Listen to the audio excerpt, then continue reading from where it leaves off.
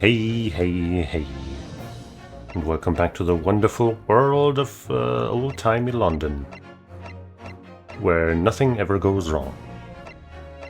Like in the case of the unspeakable story, or the adventure of the unspeakable story. Let's just start from investigation part 2. Last time we found out about loan stuff, and then there was an incident. But we'll see. See, that's why, grown-ups. All they do is feed you a pack of lies and take stuff away from you. Oh really, Miss Lestrade? Tell me, is that overcoat keeping you warm? What? Oh my, surely you were given that? Yeah, the D that let me keep it. After I looked daggers at him for long enough. It went through the pockets and then said go on, then have it before telling me to scarper. Always pays off giving people look like you ate them. Yeah, sure. I can't help feeling that it's going to get you into serious trouble one day. What? That's preposterous. That would never happen. What I really wanted was that nice shine disc, mind. The music box disc? But Mr. Windybank said it was practically worthless. Wait, you're using this kiss intent, whatever. I think I'm gonna go and have another bash. Give him a long hard stare. I think not, Miss Lestrade. We shan't enter Windybanks again today. Why not? That's not fair. It can't be helped, I'm afraid. The police are investigating the scene now, and taking a statement from Mr. Windybank. But the disc's mine. I had the tickets for this coat, and it was in its coat's pocket. And there should be something else and all. That's what the rotten call said, ain't it? Yes, he did mention something about another article, didn't he? Well then, that's mine too, whatever it is. Now she's really pushing her luck. I mean, you know, if she legitimately got her hands on the ticket and permission to take what it belongs to, I guess, then it stands to reason that, even if she doesn't know what's in it, that the things in there are hers. If that was all legit. I'm on her side. Miss Lestrade, I think it's time to admit defeat. You've had your haul for the day. Yeah, and it's all your fault, Holmes. So what are your plans now? Will you dine with us this evening? Eh? Iris would be delighted to cook, I'm sure, and I might entertain you with a modest violin recital. Yeah, come on, let's be friends. No, Ta. Oh. Why would I come round your place, eh? Have you lost your head or something? 'Cause we helped you kinda, sorta. Oh well. Oh dear, she's gone. She'll come around. Having reviled on me quite unnecessarily, I might add. I can't help wondering if perhaps she might turn up anyway. Interesting. Once she's had a chance to calm down, I think there's a good chance she'll decide to come. Very well then. I'll inform Iris to set a place for our potential guest at the dinner table this evening. I guess Ryunosuke has a good read on her. And one more thing. I should be glad of your company later on too. Sorry? I believe I will have a rather splendid surprise to show you. Oh, how exciting. What is it? You shall have to wait and see, Mr. Sato. Until later, then. What could it be? Are we gonna get, like, an upgrade? Let us go through lava rooms or something? Because we definitely need that.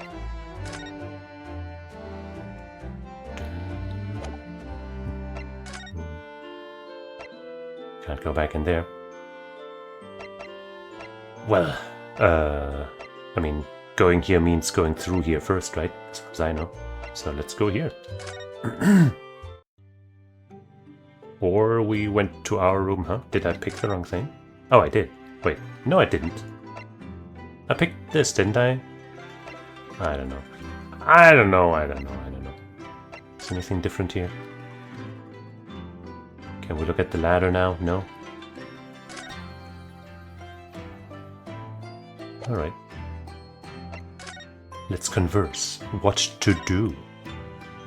Our first time seeing that, like, you know, kind of generic option that often shows up when there's, you know, when they don't have much of interest to say. Can it really be that we've been in Great Britain for 2 months already? Yes, it's gone by in a flash, hasn't it? And what an English gentleman you trailed off there, Susato-san. I'm so sorry. When I thought it through, I realized it's not at all true, and that actually... I simply don't feel that any Britishness has really rubbed off on you. Nor you, to be honest. Well, yeah, she is wearing in a rather Japanese way. Well, that's obviously because... Yes, I know. Without a doubt. It's your kimono. It most certainly stands out. I do adore the attire of English ladies. It's quite delightful. But somehow I just don't feel ready to abandon my Japanese dress just yet. I wonder how Susato-san would look in Western clothes. That would be interesting to see. Yeah, let's see it someday. But I suppose not now.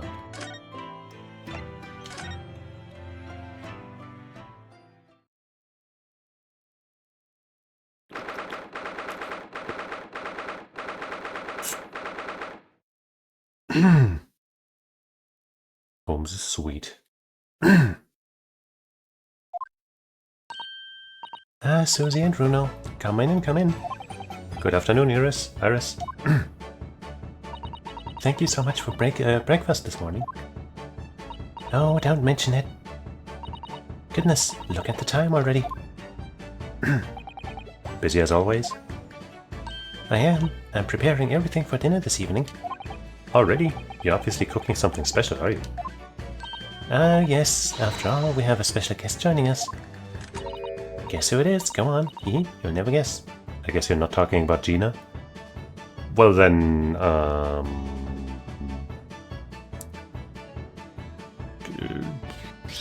the judge. Look at those little eyes of hers shining. Oh dear, it is awkward for when you already know the answer, isn't it? It's Ginny, isn't that exciting? So it is her. Oh, what a surprise! Yes, that's wonderful news. Wow, Iris seems overjoyed at the idea. I can't wait to learn some pickpocketing tips from a real professional. Oh yes, that does sound like fun. I'm not sure that's entirely appropriate. Are you, Mr. Naruto? By the way, Iris, what's Mr. Holmes up to? Shirley? Oh, he's been like that ever since he got back. Hello, Mr. Holmes. I beg that you won't speak to me. Sorry? I don't know who you are, but kindly take your leave. As you can see, I'm not here. Oh. Yeah, I can see that very clearly. I don't know how to respond to that. I do apologize. When he gets like this, he's completely oblivious to everything. Yes, I see. Really, he behaves just like a child sometimes. Shirley does. Kind of. Mr. Holmes and Iris have something of a parent and child relationship, don't they? But who's the parent? Yes, except that Iris, that Iris is clearly the parent here. Oh. Come to think of it, I wonder where her real parents are. Well... What's the matter, Reno? You have ever such a funny look on your face. Oh, no, it's nothing. I know what it is. Why does this girl live here with Mr. Holmes? You're wondering, am I right? How did you... Oh, Runo, I can't read you like a book. This girl is dangerous. Don't worry, you can ask me anything, I won't mind. Let's check if there's anything new.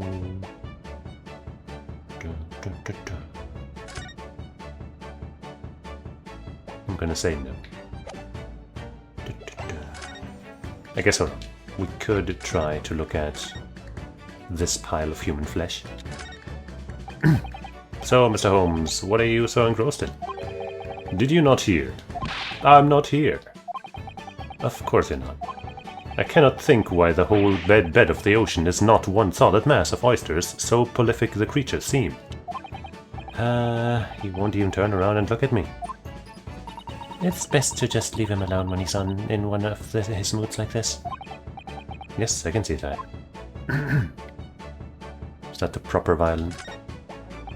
Now this really is Mr. Holmes' faithful performing partner then. The Stradivar, the Strapiscar, the Scrapifarius. No, it's not good, it's gone. The virtuoso's violin that he found in a pawnbroker's and managed to buy for next to nothing. After all we went through to get it back, he's just cast it aside on that chair. I was looking forward to hearing the beautiful sound it makes when Mr. Holmes plays it. It does look rather sorry for itself there, doesn't it? Although, at least Ragahide hasn't attacked it yet, even if his eyes are saying it's only a matter of time. Uh-oh. Better watch out, Holmes. Better not be distracted.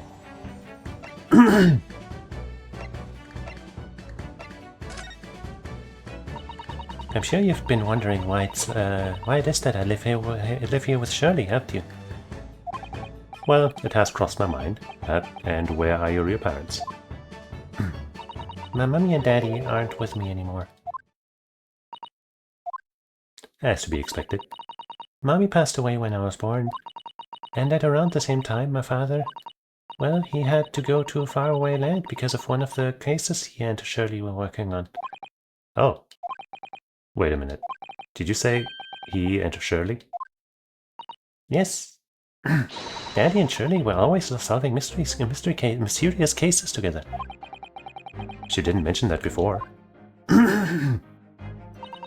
He wrote them all up in his diaries. That's what's in the metal chest over there.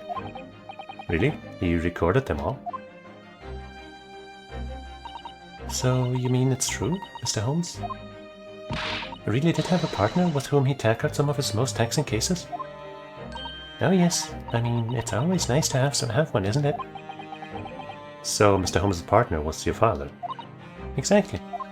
And he died in the case that you defended yourself for, didn't he?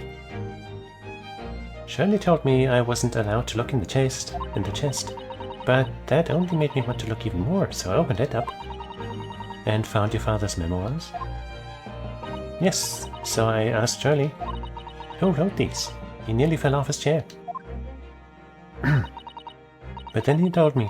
That's when I found out that the author of all those accounts was my father. So Iris's father was Mr. Holmes' partner.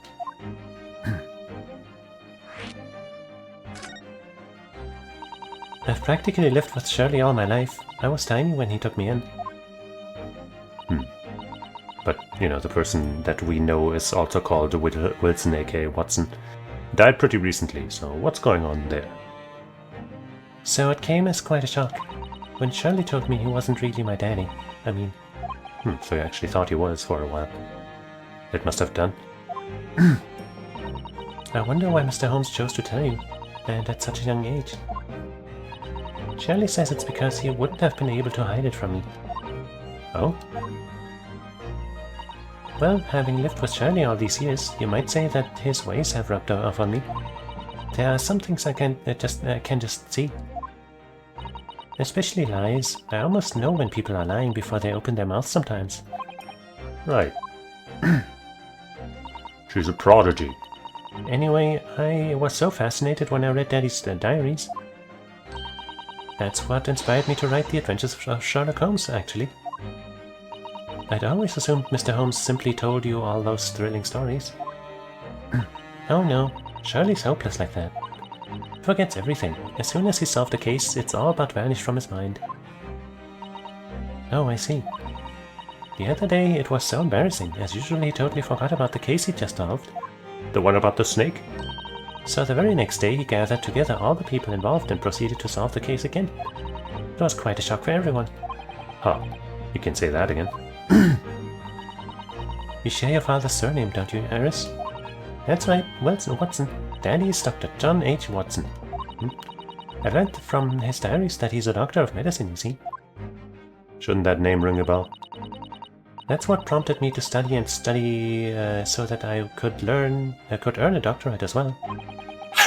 Iris's father, who went to some distant land, and is a doctor by the name of John H. Watson? Uh-huh. court will now hear the trial of Ryunosuke Naruto. Kindly state before the court the name of the victim in the case. Victim's name was Dr. John H. Watson. Dun dun dun! That's right, visiting professor of medicine at Imperial Yume University. And the man who, in the most bizarre of circumstances, lost his life just before we left Japan. And who had a toothache. Miss Susato. Yes? Perhaps we shouldn't pursue this conversation any further at this time. I think that would be for the best. So what about Gina, eh? So by Ginny, you mean Mrs. Straight, the young woman from the McGilded case 2 months ago, right? Yes, who also stole my experimental smoke grenade launcher. Although after that trial I invited her back here and we had dinner together. And now we're the best of friends. Oh, what a lovely tale. Yes, now if I bump into her on the street, she runs away as fast as she can. How old is Gina again? There she is. This portrait is so fucking cute. That little face of hers, so cute. She's 17, so she's actually older than Susato. And, you know, 7 years older than little Miss Watson. I don't think I had any 17-year-old friends when I was 10, and I'm pretty sure I didn't have any 10-year-old friends when I was 17, but hey. Iris is an exception in many ways, isn't she? Oh. And I chase after her down the back alleys. Interesting idea of friendship. And then I let her have the latest color of smoke grenade that I've developed. Oh. There are so many beautiful colors in the world. Ginny wants me to make a whole rainbow. Did she ask for that, or is that just your interpretation of her running away? I suppose this means you've let Miss Lestrade keep the smoke grenade launcher, have you? Yes, that's right. I'd get bored of it anyway. Charlie always reacts the same way when I shoot him with it now. Poor Shirley. Oh, I can't wait for Ginny to arrive. It's been too long since she last came over. I'm so excited. I just hope she does actually come. Me too. Ah, my dear fellows, how good to see you. Mr. Holmes. Wherever did you make your presence known, or did you not make your presence known to me before? Well, no matter now. So, how the devil are you? We've been with you for most of the day. Goodness, really? You tell me, Mr. Holmes, is your violin unscathed? My violin? Whatever are you talking about, dear madame? Oh, never mind that now. I have something of far more interesting to show you. Behold, my dear fellows. Oh, another music box disc. No, not another disc, Mr. Sato. This is the one Gregson demanded we hand over as evidence, Mr. McGilded's disc. Oh my. You dexterous little guy. Then what's it doing here? A little switcheroo? You know at times, Mr. Naruto. I think that though I have an undeniable turn for detection, I may well be even more adept at larceny. Oh, that would be wonderfully exciting. I'd be a pickpocketing assistant. And Runo could be our go-to lawyer if we ever got caught. Oh man, that would be really corrupt. Right. Plus, Susie has such beautiful handwriting, she could write all our menacing crime notifications. Yes, I'd be delighted. I'm just going to pretend this conversation never happened, I think. No, you won't.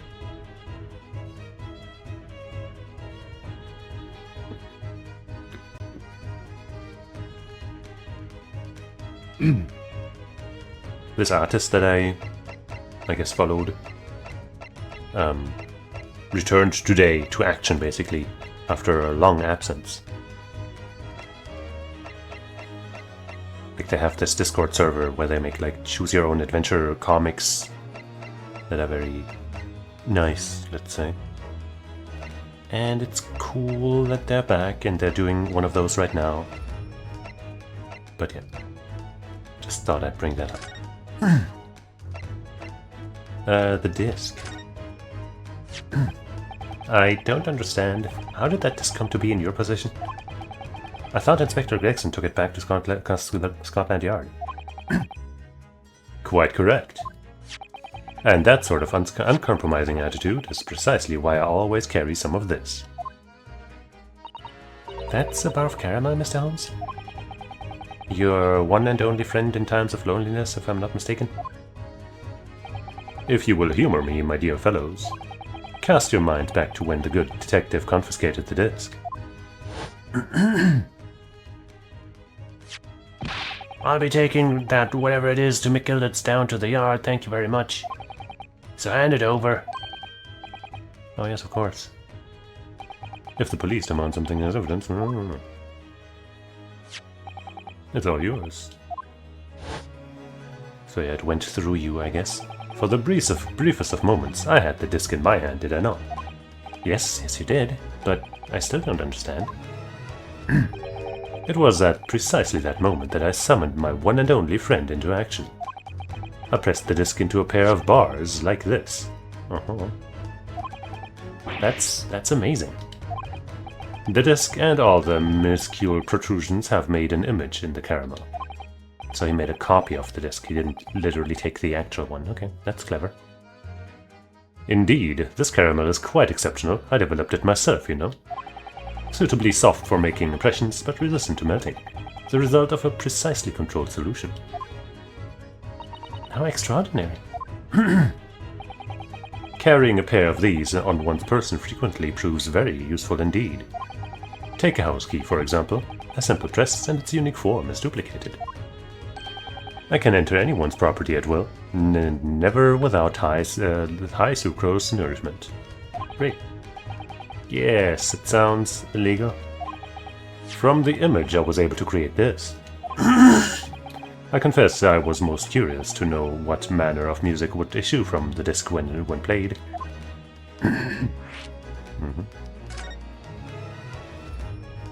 Do tell us then, Mr. Holmes.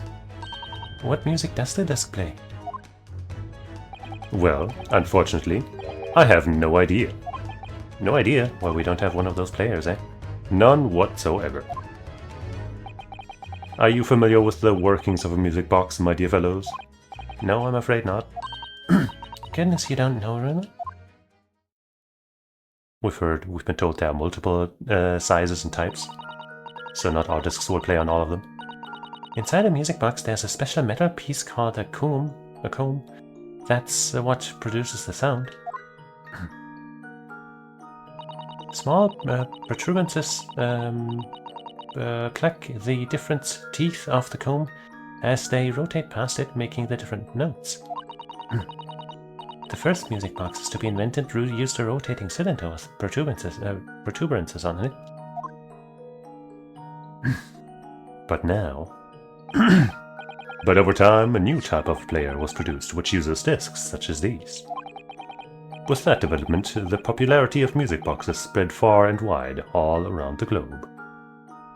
Unlike these stupid-ass bots who nobody likes, and somehow they still show up all over the place, or at least at my place, all the time. Report, spam, no. God damn. Hate them! With that all around the globe. Why exactly? Because the discs are easy to produce and can be interchanged to facilitate the playing of different tunes. There are a great many firms in Europe now manufacturing music boxes as a result. It is wonderful to be able to enjoy music, even when no performers are present. But it is the very success of the invention that means we are now presented with an insurmountable problem.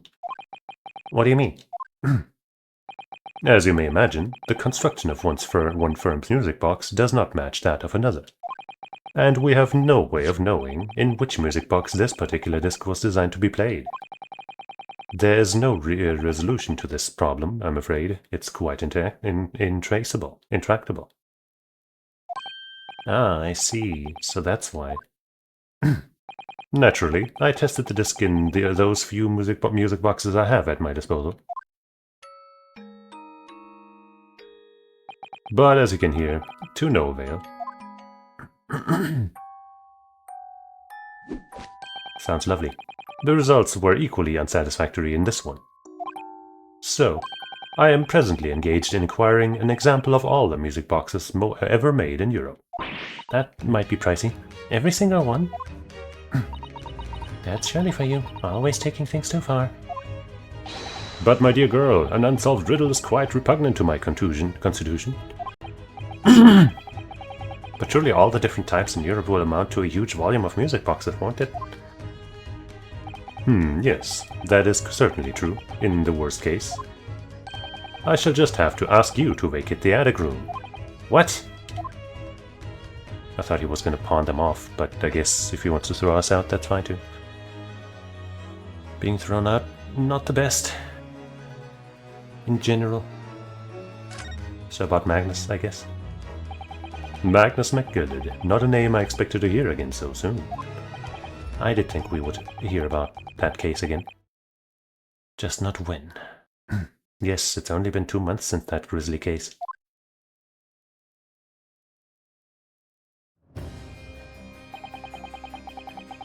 Mr. McGill perished within hours of the trial's conclusion. Was it the curse of the Reaper? No one knows still now. The omnibus was reduced to a pile of ash, not a shred of evidence remained. And with a man's death, the truth about the murder in which he was so intimately involved was buried.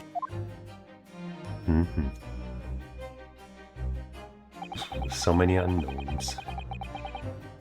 Even though we successfully established Mr. McGill's innocence in the trial, we in quotation marks, the newspapers are still claiming that it remains an unsolved case. Rightfully so. Also, proving somebody's innocence doesn't find the actual murderer, automatically. Sometimes it does. But not always. The murder of the brickmaker, Mr. Thrice-Fired Mason.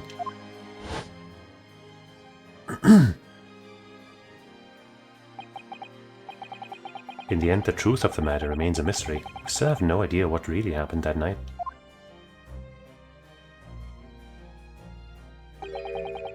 And although Mr. McGilder was found not guilty through my defense, I still don't know if that was the right judgment or not.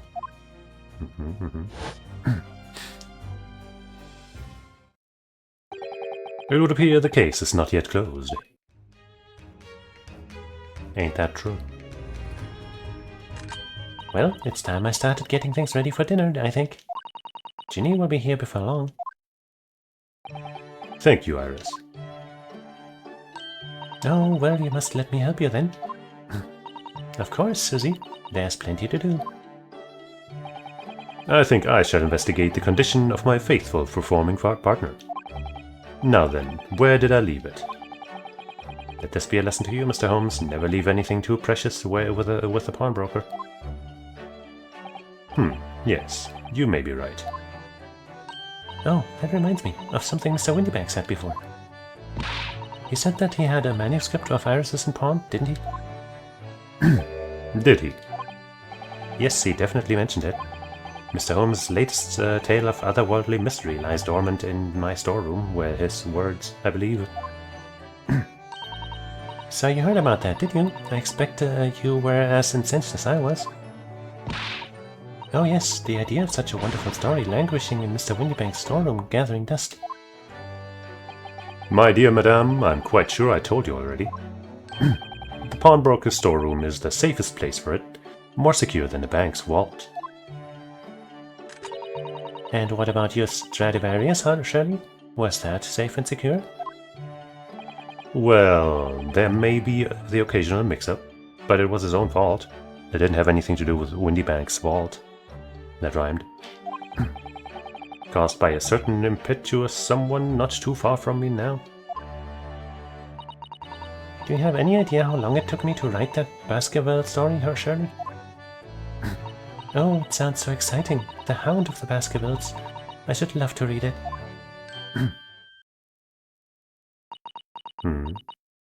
Well, we're not supposed to know about the Hound.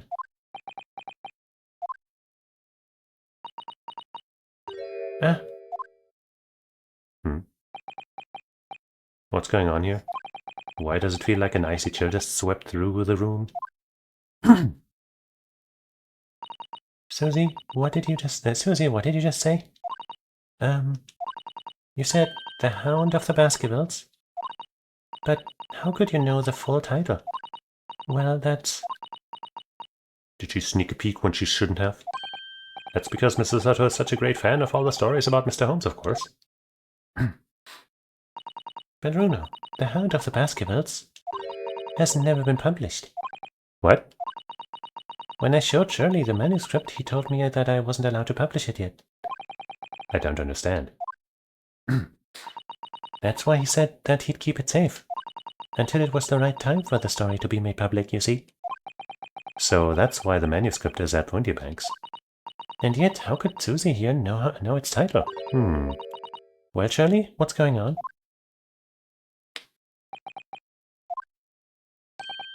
Ah. What is it, Mr. Holmes? It would appear our guest has arrived. What lucky timing. Mrs. Strayed. This was a bad idea. I knew I weren't right welcome. I'm going. How did you get that idea? No, wait, Mrs. Strayed. We've all been eagerly awaiting your arrival. Haven't we, Iris? Oh yes, just wait there, Ginny. We'll have everything ready in a jiffy. Come along, Susie. Right, of course. It's a pleasure to see you there, here, Miss Lestrade. Please make yourself at home. Did she get a look at some, like a list of the wares or something, and the title was on there, or what's going on? Don't stand in the doorway, my dear girl. Come along in.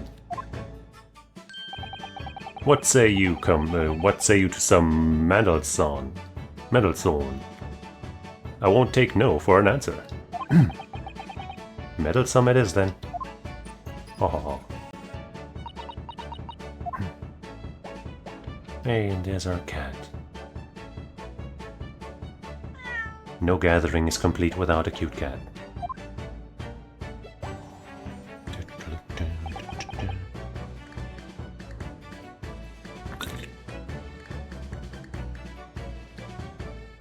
That evening, Iris prepared us all a meal that was even more delicious than usual.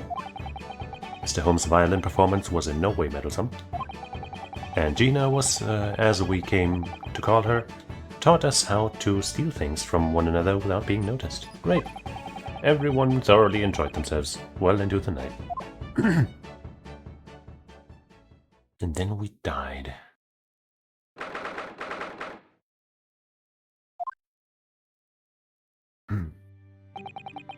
That was a very enjoyable evening, wasn't it? Oh yes, Iris's cooking was truly divine. And I feel as though I can still hear the enchanting strains of Mr. Holmes's violin even now. Best of all, I bet I could steal the glasses from his lordship's face next time we're in court. Maybe you should. Naruto-san, could I consult with you about something? I wonder.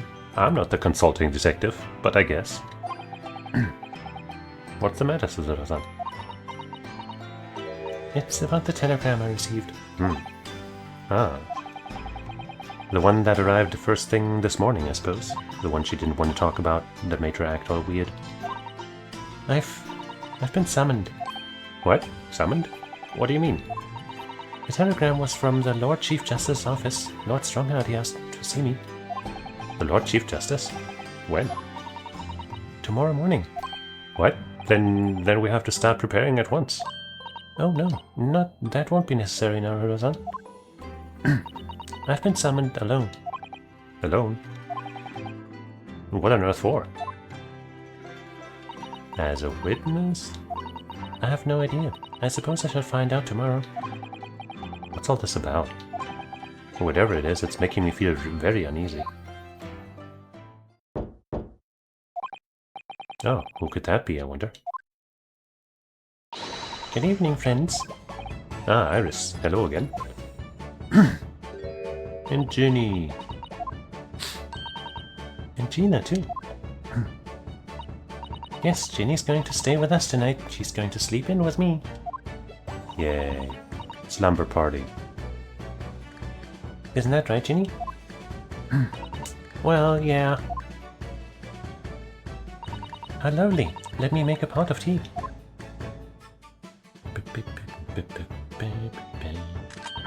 You know, I've learned so much today. Oh, what in particular?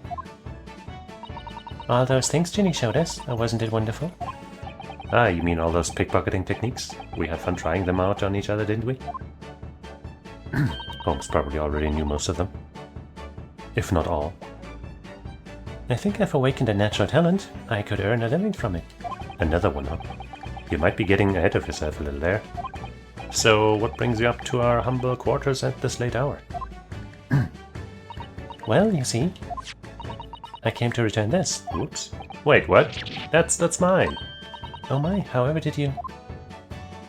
I told you, didn't I? I have a natural talent for it. Oh yes, I'd forgotten. Iris literally is a child genius.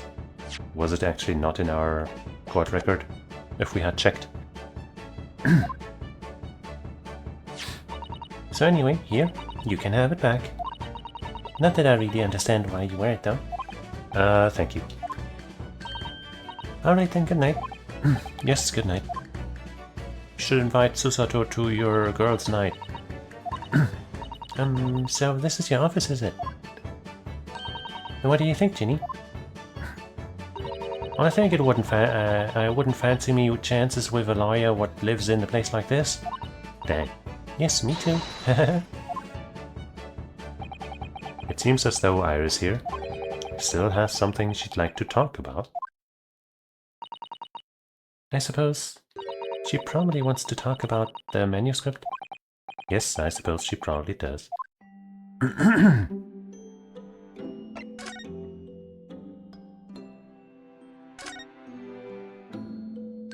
Bruno, what are you doing? Look, I'm not going to steal nothing, alright? It's all junk anyway. Charming. I suppose I should engage our guests in conversation, really. Alright. Wait. Would you mind if I showed you this, Iris? It's just a boring old thing, really, but... Oh, I don't really like boring things. Ah. It looks like Japanese modesty is easily misinterpreted by young Western children. Aww. I mean, who does like boring things? No one wants to be shown something boring. It's kinda true. It's like this typical Japanese opening, I guess, for showing some things or whatever. It's like, "Tsumaranai mono desu ga," which, you know, pretty literally means, this is just a little boring thing. Kind of an odd custom, isn't it? Modesty. Come to think of it, you're always introducing things with "this is boring, but it's a bad habit. You should stop it." I'll be sure to let the entire population of the Empire of Japan know on my return.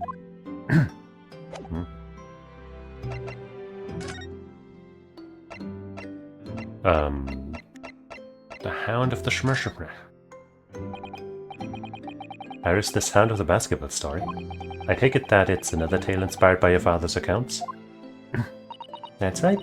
I thought it was fascinating. But it's different somehow. From the other cases, I mean. Oh, how? I don't really know. But it must be special in some way. Because after I'd written it and showed the manuscript to Shirley, it turned as white as a sheet. It was the first time I've ever seen him like that. It pains me to have to say this after you've toiled over it for so long, Iris. But this story must not be published at this time, under any circumstances. But why not? It's one of my best works. I'm not at liberty to say. Not now. So please, do not ask me. Alright then, I won't. She's so grown up. But I do solemnly swear that I will explain everything one day, Iris, when the time is right. Good that he said that. Otherwise it would have been kinda meh. And that's how the manuscript came to be with Mr. Windybank, isn't it? Yes. Shirley said it had to be somewhere very safe. That really gets my goat, that does. He's treating you like a child. I mean, it's mean. That's what it is, keeping secrets like that. Well, it seems like he has good reasons. I'm sure Mr. Holmes isn't trying to be mean. Eh? If he said he wasn't at liberty to talk about it, I'm sure there must have been a very good reason for reason. I think so too. You're not that too trusting for your own good. But he can't pull the wool over my eyes. Holmes is lying to Iris. I bet my life on it. What? But she can tell people lying, you know, so she would have noticed, right? Shirley is lying to me? Nuh-uh.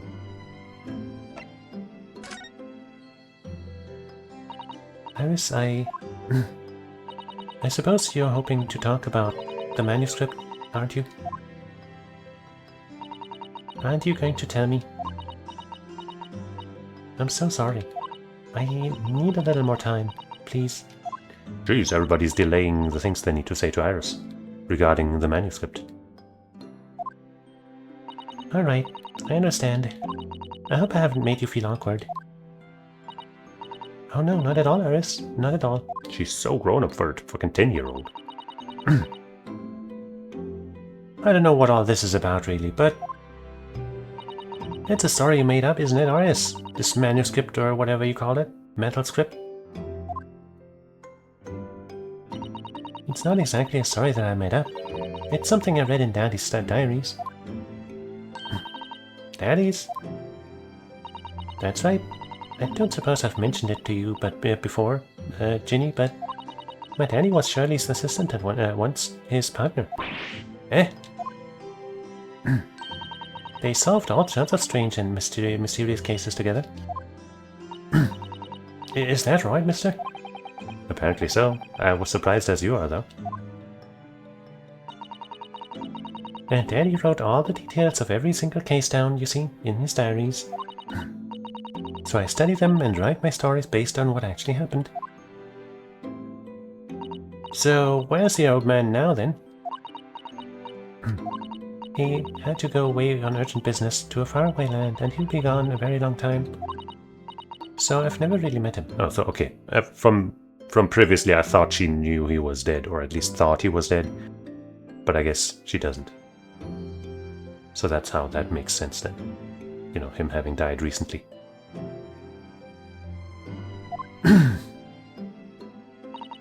Yeah, right. Come to think of it. I don't know anything about Gina's parents either. Perhaps we should ask her? Might be a touchy subject, but I suppose while we're at it. Hey, G-girl.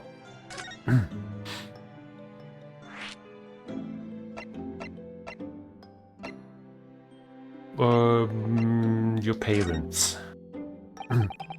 I've realized that I don't know anything about your parents, Gina. Ain't got any, have I? Never did have. Oh. Look, the East End's full of orphans like me.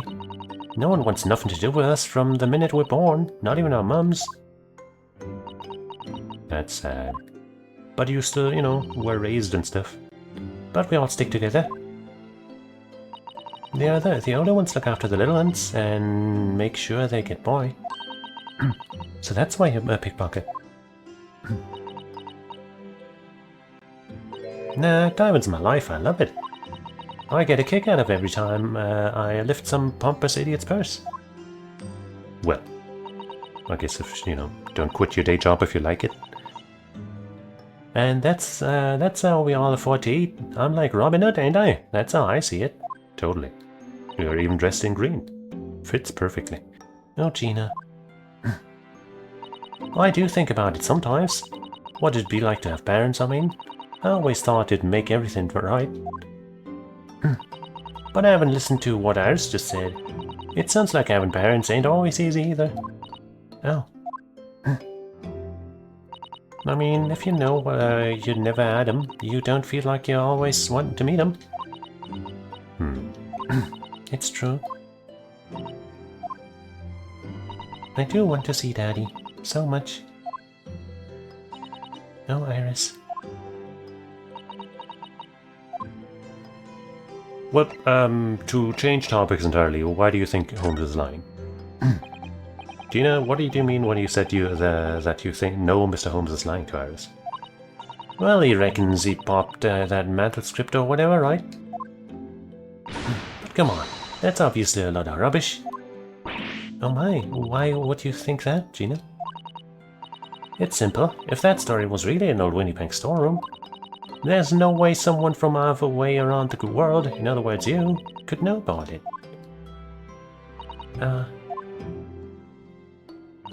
Sorry, Iris, but if you ask me, he sold it. Without telling you.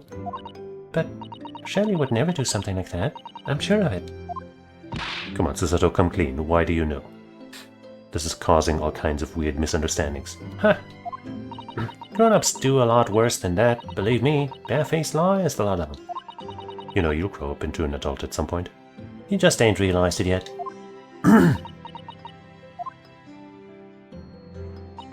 I'm telling you, that manuscript ain't it. Ain't at Winniebank's. You'd soon see if you had a look. Let's break in right now. Even if you think you can't trust him, I don't. That Holmes is a liar like the rest of them. If I'm honest, I have wondered if Shirley's telling me the truth sometimes. See? No, but I don't mean that I think he sold it. I mean that I sometimes wonder if he might have hidden my manuscript somewhere I don't know. Even though it's wrong of me to doubt him. Don't be too hard on yourself, Iris. Does Gina just not see us as an adult? Or does she also think we're a liar? Because, you know, Susato is only 16, but we are like 20-something, right?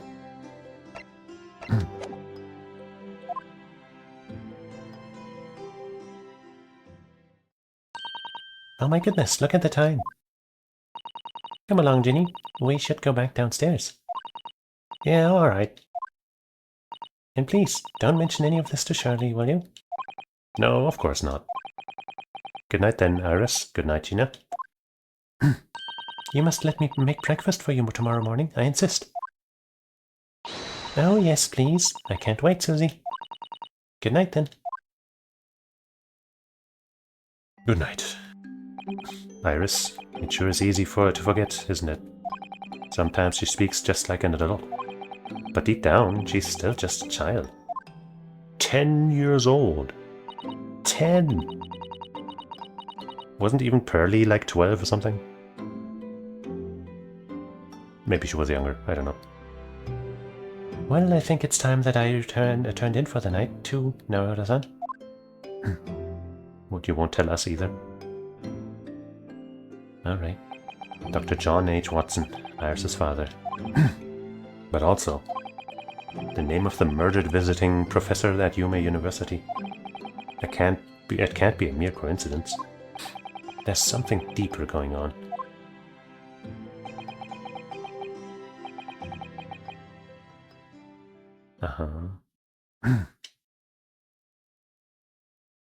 So does the Hound of the Baskervilles contain some secrets to the case that are not supposed to be known to the world? Mr. Naruto! Mr. Naruto! That voice. That's Mr. Holmes. Oops. I thought it would be Iris. But I guess, right, she doesn't call us Mr. Naruto, she calls us Runo. What's going on? It's the middle of the night. It's Miss Lestrade. She's gone. Gina? She was supposed to be sleeping in Iris's room, but her bed is empty. Well, she's an independent young woman. She probably decided to go home, no? I think not. From speaking to her before she retired, I received the distinct impression that she was looking forward to breakfasting with Mrs. Tuttle. No, I don't believe that the girl has gone home. But I've been waiting for over an hour now. Over an hour? Oh. If you'll indulge me, look out off the window, my dear fellow. What's this about?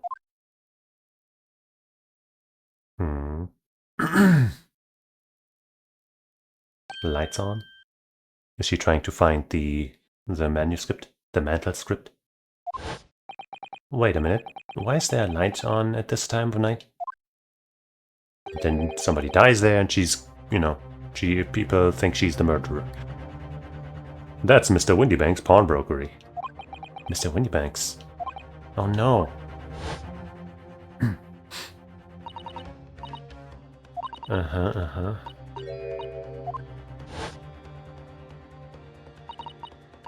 It's not there, he sold it. I'm gonna prove it to you right now, right this night. Could Gina have gone?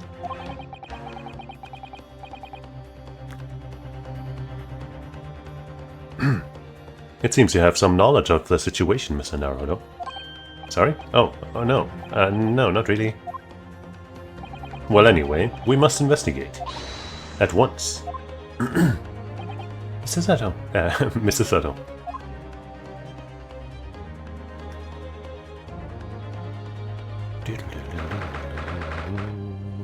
$1:14 a.m. Door to Windybanks. It's open. And the lamp is burning. It must be Gina, mustn't it? It might be. Let us hope it's nothing more sinister. What? Come, there's not a moment to lose. Clearly something is afoot inside. He would know more than us, that the lights being on here are very unusual. There's no one here? Oh yes, there is. Bang. Mr. Holmes! Mr. Holmes! What the? Has Holmes been shot? Leave me, innocent Mr. Naruto. But after them, go. Right. Time for the first action sequence of the game, where they introduce this entire 3D, third-person, intense parkouring gameplay action. It's really cool. It's actually the best part of the game, and if they wait until the final case to show it, it's kind of weird. Blast! I've lost them. But yeah, I skipped it. I hit the skip button while you weren't paying attention. Hello, what have we here? The alarm was just raised from this pawnbroker, sir. Would you know something about that? Officer, come with me. It's my friend, Mr. Holmes. He's been shot. Shot? With a policeman close behind me, I ran back to Windybanks.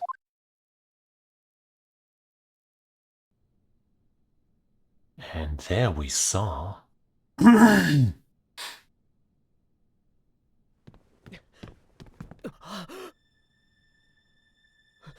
Holmes-san! She called him Sama. 僕は大丈夫だ。心配ない。それよりもあの扉の向こうだ。早く。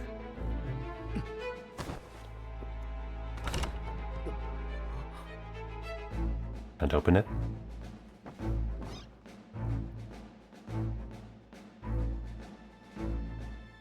Ah, Windybank. Ah, Gina. She's so adorable. Why does she look so adorable? Even with a gun. I wonder if that flap had been made with the cat flap maker.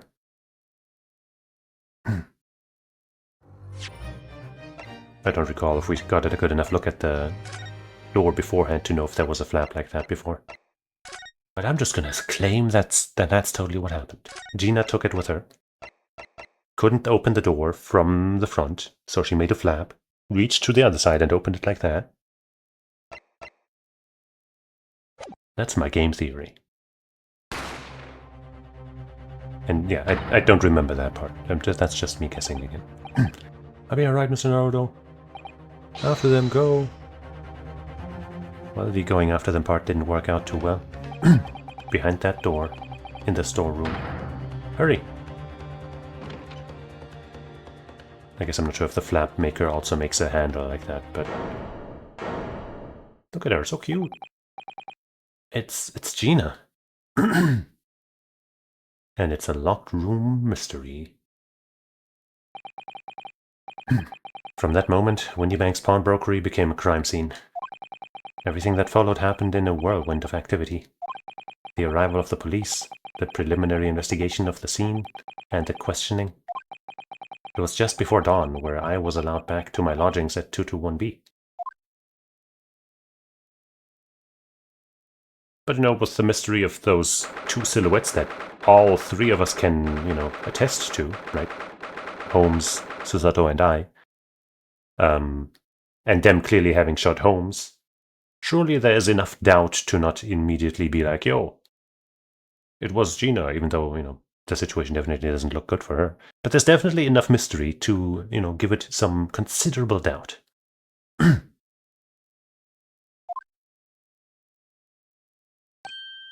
Oh, Iris. The telegram came, but all it said was, wait at home. Oh, yes. We asked one of the policemen to have it sent. It was simply impossible to come back. When I woke up, I was all alone. Shirley and Ginny were gone. Everyone was gone. What happened, Bruno? Poor Iris. She's trembling. She's obviously trying very hard not to let herself get too worried. I'll explain everything that I know. Something awful has happened, hasn't it? Yes, I'm afraid so. Well, Iris, you don't deserve this sad life. I mean, I guess most of the time her life isn't that sad. But, you know, these bad things going on.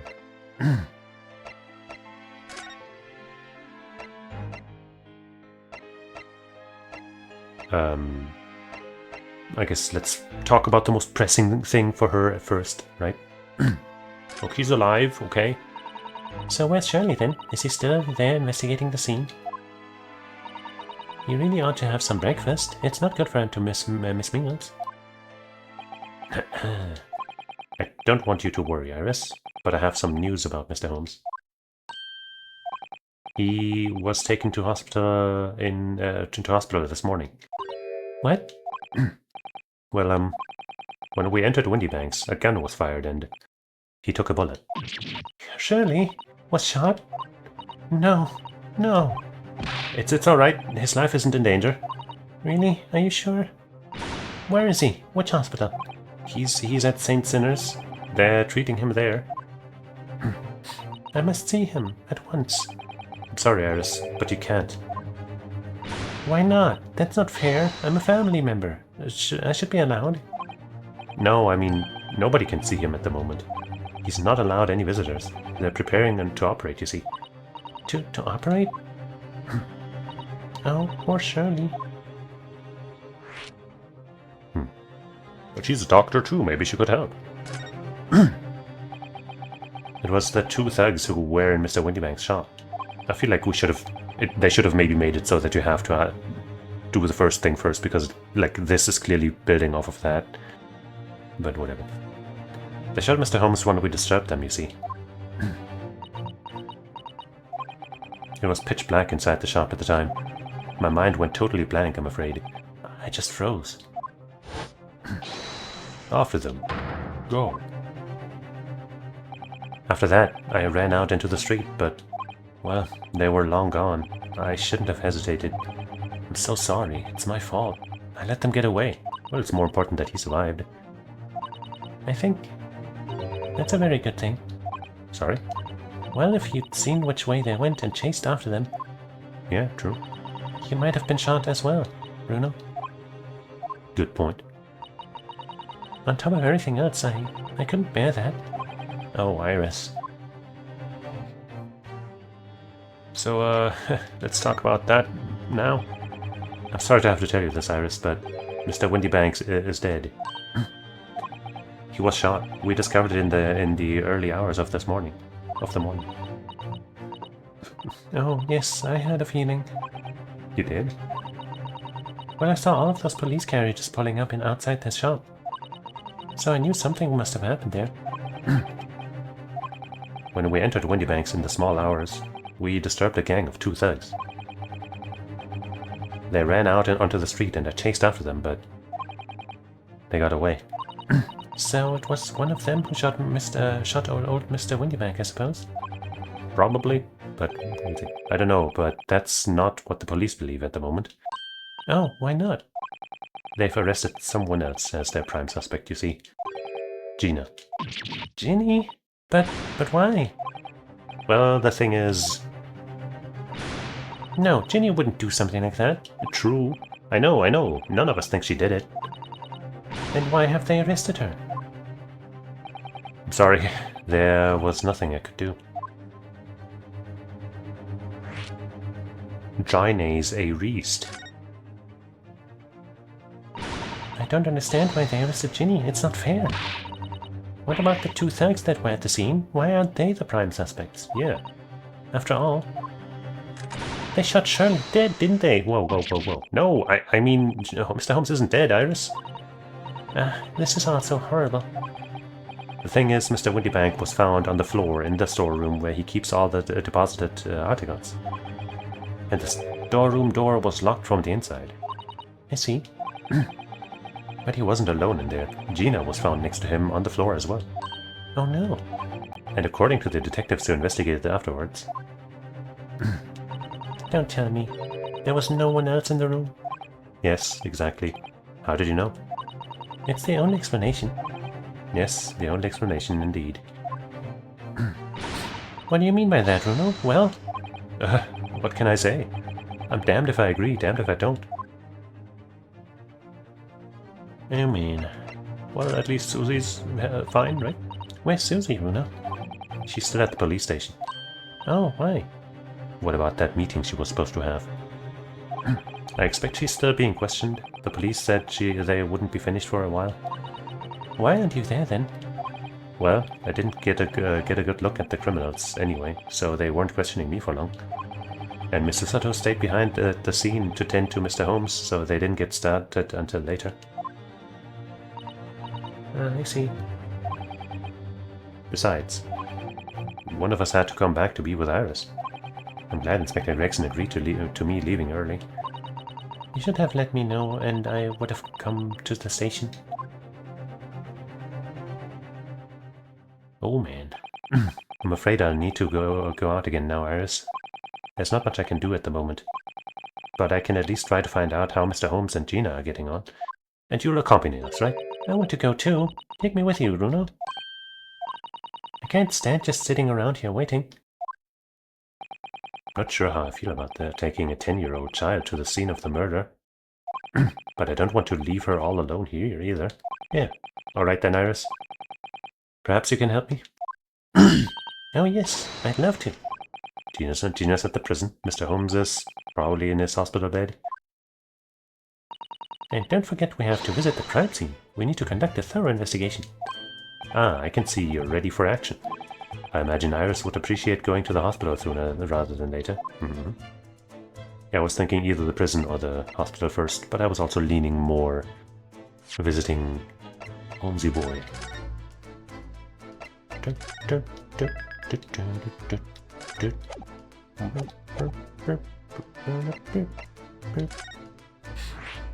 Your location has been added. I love hiding rooms, don't you? They're so exciting. Bit different to normal today for some reason. You know, I think a visit to this place would be a good idea. You haven't been to this place yet? Always a bit quiet when Charlie's not around.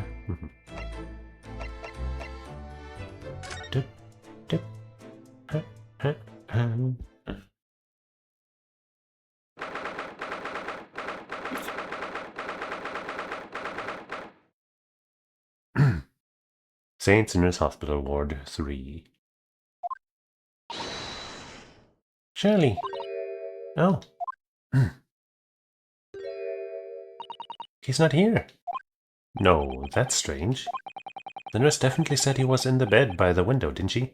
Is he doing something silly again? Is he on the ceiling? Somewhere? Like Spider-Man? Oh, I know what's probably happened. Shirley was being a big baby, and the bullet wound wasn't that bad after all, so he's been sent home. I'm not so sure about that. Baby or not, there's no question that it was a fairly serious injury that Mr. Holmes suffered. Oh. Hello, hello, what have we here? What have we here? The squad's off limits, no visiting. So what are you doing here, eh? Are you the same guy? You look like the same guy from last night. Well, I'll have you know, we're Shirley's next of kin.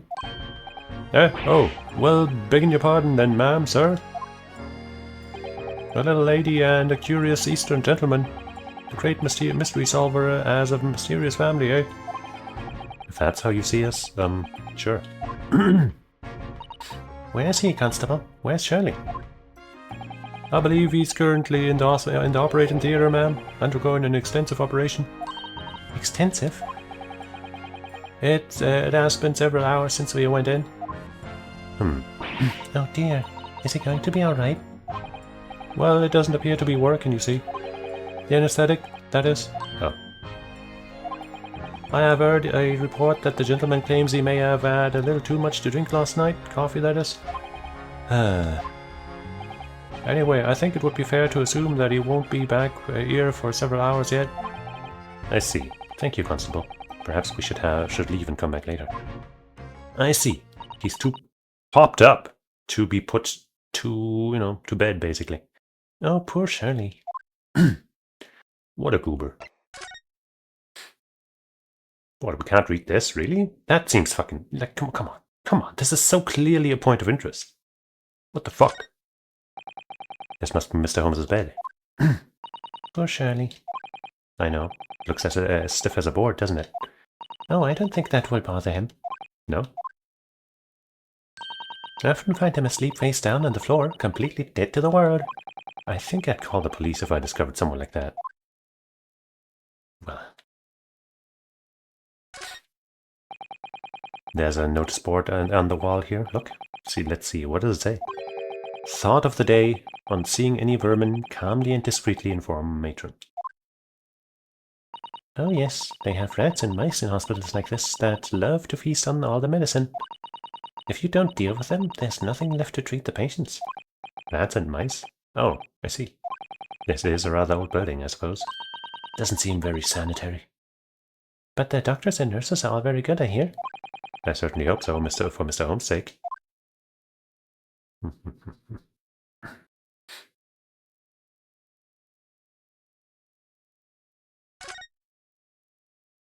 Can't look at that either. I wonder what these are. Do you have any idea, Iris? Oh, haven't you ever seen crutches before? Let me explain. They're for people with leg injuries. To help them walk, you hold one under each arm, you see? Ah, right. I thought they were weapons of some sort. You can use them like that? Why would there be weapons in a hospital? Self-defense. I thought maybe a fighter had been injured in a battle contest and been brought here along with his weapons. That's surprisingly plausible. Not out of the question. Well, I suppose there isn't much to see here. Now let's tell Gina that she'll be fine. We have to help her. I do like these little flavor messages that your current partner puts to all those locations. Cell 13. The lucky one. Hello, Gina. Oh, they let you keep the gun? They put you in prison and let you keep the gun? Oh, you still have the grenade launcher. The grenade launcher Shirley and I made. I wish she wouldn't point it at me all the time, though. What are you here for? Ginny. I have a feeling it's because of us that you've ended up in trouble. So we were thinking that we might be able to help you. Well, you can't. Sorry? Yard, get lost. Don't be like that, Ginny. I know you didn't do it. You'd never shoot someone. I just know you wouldn't. You think you know me? Pull the other one. Oh. You ain't got the first idea about the likes of me. I'm a thief. I pinch people's purses when they're walking down the street. That's how I get by. And if I saw me a chance, I'd sneak into a pawn shop any day of the week. Do you not know what you're in the cell for? Just to see what I could lay me hands on. Get it? That's the kind of person I am. But Ginny, I'll be in court tomorrow, they said. Some gov came by before and said he'd be a lawyer for me or the like. Said it wasn't my right or something. But I told him to get good stuffed. I don't need no lawyer, I don't need no one. She couldn't be staring at me any more obviously if you tried. Why are you being like this, Ginny? Does she think she's in here for pickpocketing? Look at this! Would you have a look at That's strange. Where's my armband gone? Haha. What's the problem? Something wrong? Don't suppose... You're looking for this? Yes, but how? And when? And how again? I got a talent for it, haven't I? Diving? That's bordering on black magic. And it makes what I was about to say about my armband a little dull. I think we've had this one before. Maybe a little differently. So, what do you want to tell me about then? So I guess we can't talk about it. Maybe not. What happened?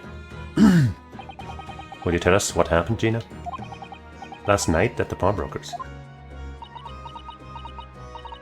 There's nothing to tell. I figured it'd pay me, so I broke into the place and started going through the storeroom. But the old bloke walked in on me and you know the rest. But why, Ginny? Why would you do that? Ain't it obvious? The place is full of stuff I could sell for a shilling or two. Diving ain't easy, you know. It's a lot of work, and half the time you don't even get nothing. Is that really why you broke into the place? What? Are you sure the true reason wasn't something else? Oh, give it a rest.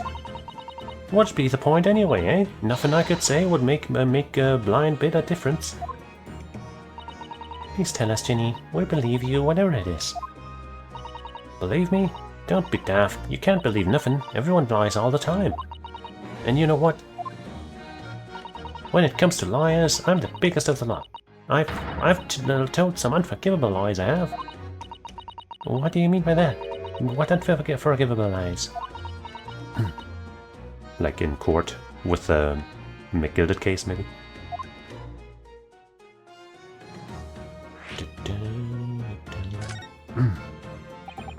What did you mean before, Gina, when you said you were the biggest liar of the lot? Why don't you tell us what these unforgivable lies you've told are? Maybe we can help. Sorry. We're out of time. They're gonna wanna question me now. Ginny, please. Oh yeah. I wanted to give you this. Hey, that's from the pawnbrokers, isn't it? Something to remember me, boy. Wait, we didn't get to ask about... Oh, wait, okay. A photographic print of a really adorable cat. Super cute. Surely there's something on the other side.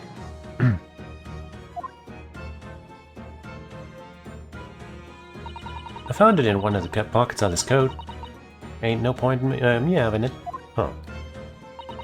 I wonder what a little photograph like that was doing in the pocket of that overcoat.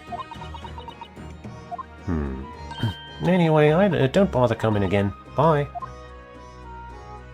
Oh, Ginny. White cat photograph.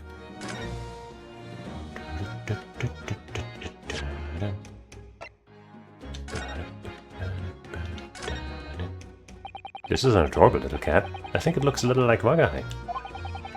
I always thought that cats like to curl up inside under the heated kotetsu blanket when it snowed. Maybe British cats are different. Dun dun dun, and what's that? Look on the back of the sprint here. There's something written on it. 13th February, 9 p.m. Article deposited 1 small box. Loan amount paid 10 shillings. Redemption deadline 13th April, 9 p.m. Wait, what? Wasn't that also the time that it was brought in? That was just like early. Oh wait, no. 13th February. Oh, okay. February to April then.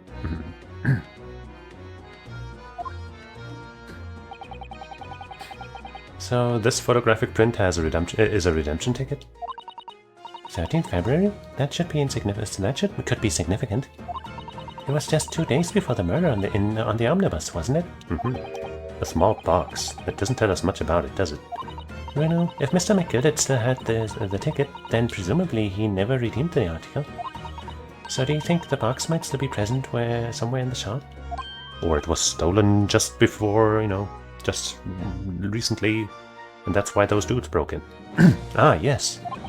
If it's something McGill deposited, we need to investigate.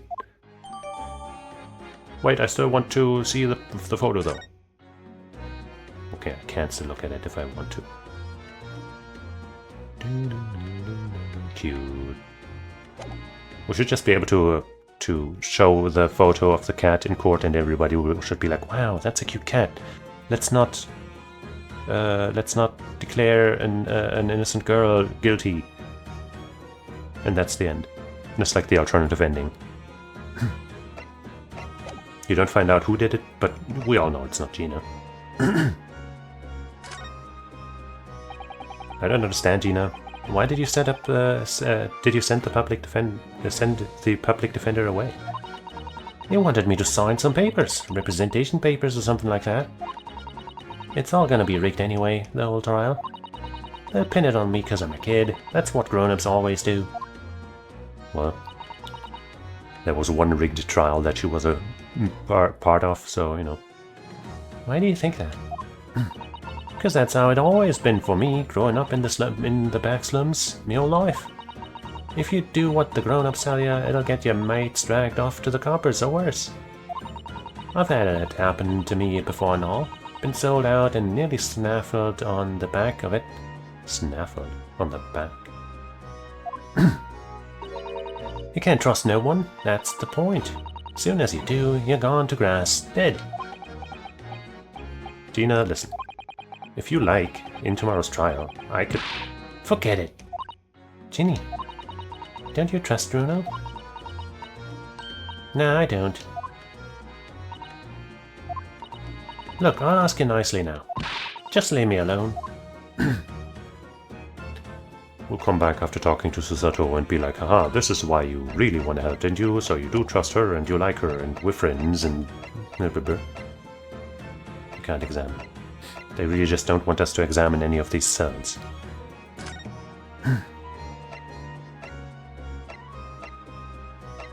Wait, we can't go to where Susato would be, probably. We could try going back here, I guess, but let's start with the town broker Ray. Maybe start in front of it. There could be new stuff here, right? No. There kind of is, but no, like, so-and-so time thing. Yeah, still a Scotland Yard carriage outside Winniebanks.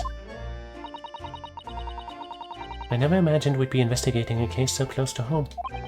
So close to homes? Poor Iris, she's very upset by all this. I'm sorry. I was here, I was there. I should have done more. None of this is your fault, Bruno, so please, don't apologize. But it's the criminals who are to blame for all this, so let's investigate and work out how to catch them. Very smart. Yes, you're right. The cleverest 10-year-old of all time. It's already been 2 months that we've been taking lodgings here above Mr. Holmes' office. We've said that before, but not with Iris in tow. Never expected things for long. When Shirley comes back home, let's have a big party. That's a great idea. I'm sure it won't be long. Mr. Holmes is very tough. Yes. Exactly.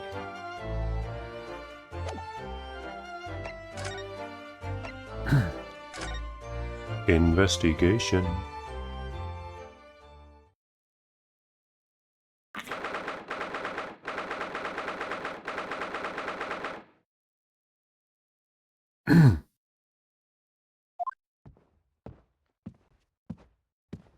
Lots of people here. That's a massive book.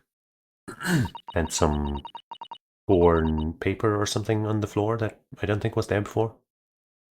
And hey, the same photo of the cat. I guess that's just... maybe he has multiple copies of it. I don't know. We'll find out, surely. This is where it happened then, didn't last night? That's right. The two thugs I told you about were obviously ransacking the place looking for valuables. I don't think that was necessarily what they were doing. They were probably looking for something specific. But apart from the policeman in here, you wouldn't know anything had happened. There's no sign of a disturbance. No, you're right about that, actually. In fact, if anyone, it's the police who seem to be the ones doing the ransacking. I know what you mean. They're like a gang of organized criminals all dressed in black. Boy, I heard that. Well, you're not dressed in black, though, so, you know. Oh, Inspector, good morning.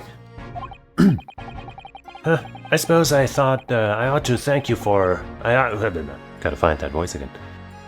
I suppose, I don't know. I suppose I ought to thank you for your vigilance last night.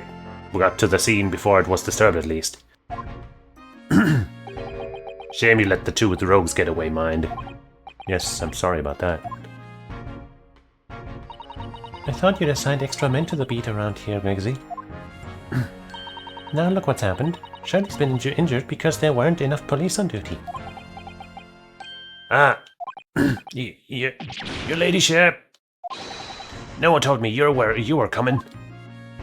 I feel like that's not the voice I was doing, but I can't recall. I can't bring it. I expect you to take full responsibility for what happened to Shirley and see he has the very best medical care. Of course, your ladyship. The very best doctors in the capital are tending to him as we speak. And I don't think it's Runa's fault that the rogues managed to get away, is it? Chasing criminals is the police's job.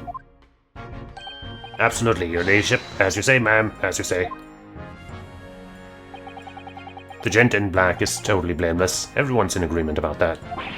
Would you believe it? He's like a completely different person with Iris. Talk about a personality change.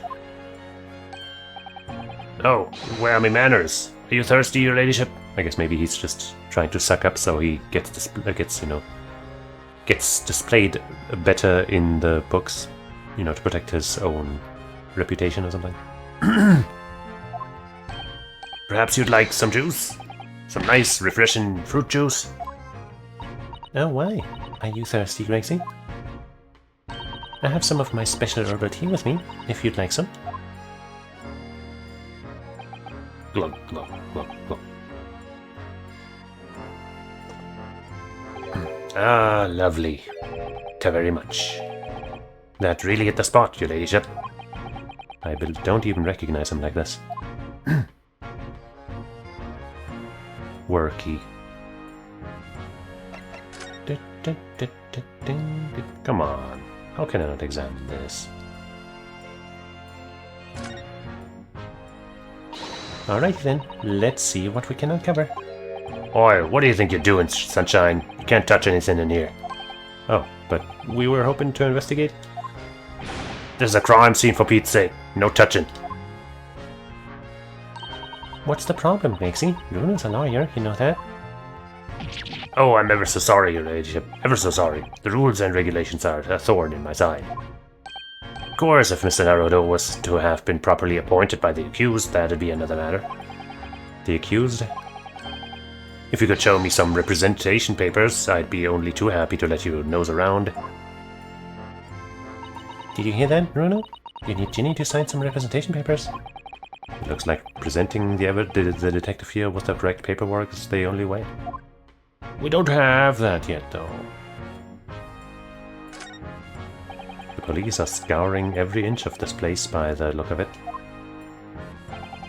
Instructions from the yard are to examine every article in the shop and every ledger and book of accounts. Every article, but that's a ridiculous amount of work, surely.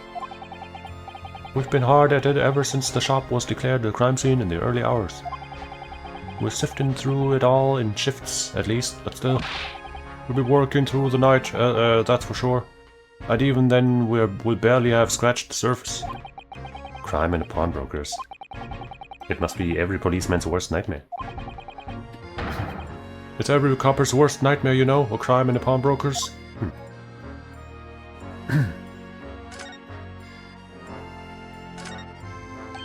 This officer has been staring intently at the wall since before we came in here. Shh, keep it down. Oh, sorry. There's a major clue just here. Really? Then we must tell Grexy at once. But as soon as I report it, that'll be it. I'll be stuck here even longer. Stuck here? What do you mean? I haven't been home in 2 days already. I need another constable to relieve me and take over my shift. They really have a tough time, the bridge police. That doesn't stop us investigating, though, does it? No, I suppose not. I'm fairly sure it was the calendar he was peering at. Oh yeah, it's got some blood on it. But we're not allowed to investigate yet.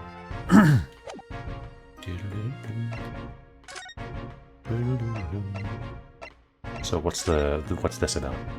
I couldn't help noticing, Inspector. What? Out with it, sunshine. Well, there seems to be a marked difference between the way you talk to me and Iris. Watch the sauce, Sonny. I'm a copper and we don't go in for favoritism. Sure. But he's right, you do treat us differently. It's because of those adventures of her Sherlock Holmes stories, that's why. Oh.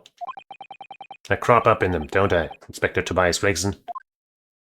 Oh, yeah, well, yes, because you're an acquaintance of Shirley's. What did you write about the Inspector, Iris? I don't remember really. It was one of Holmes's lines. Gregson's the smartest of the Scotland Yarders, is how he put it. Oh, did I write that? And you know what that one line did for me, eh? The very next month, my pay doubled. Doubled, I tell you. Oh, that's amazing.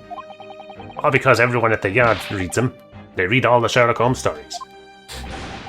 They've even set up a fan club for me. Damn. Of course, that explains everything. It was around that time that you became such a toady to me. A toady? Can you blame me? All it'd take is one bad word from you and Holmes could change his tune about me. Gregson? No.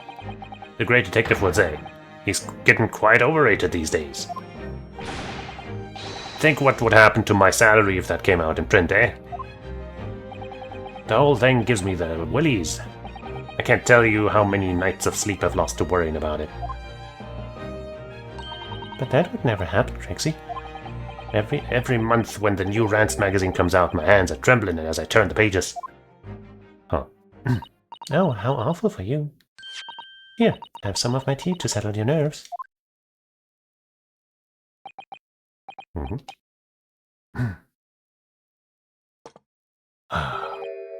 Lovely. Very much. That really hit the spot, your ladyship. Teetotal. Well, so I was basically right. The investigation. So, how's the investigation going, Inspector? Nothing to it, really. Very simple case, this has some very definitive evidence.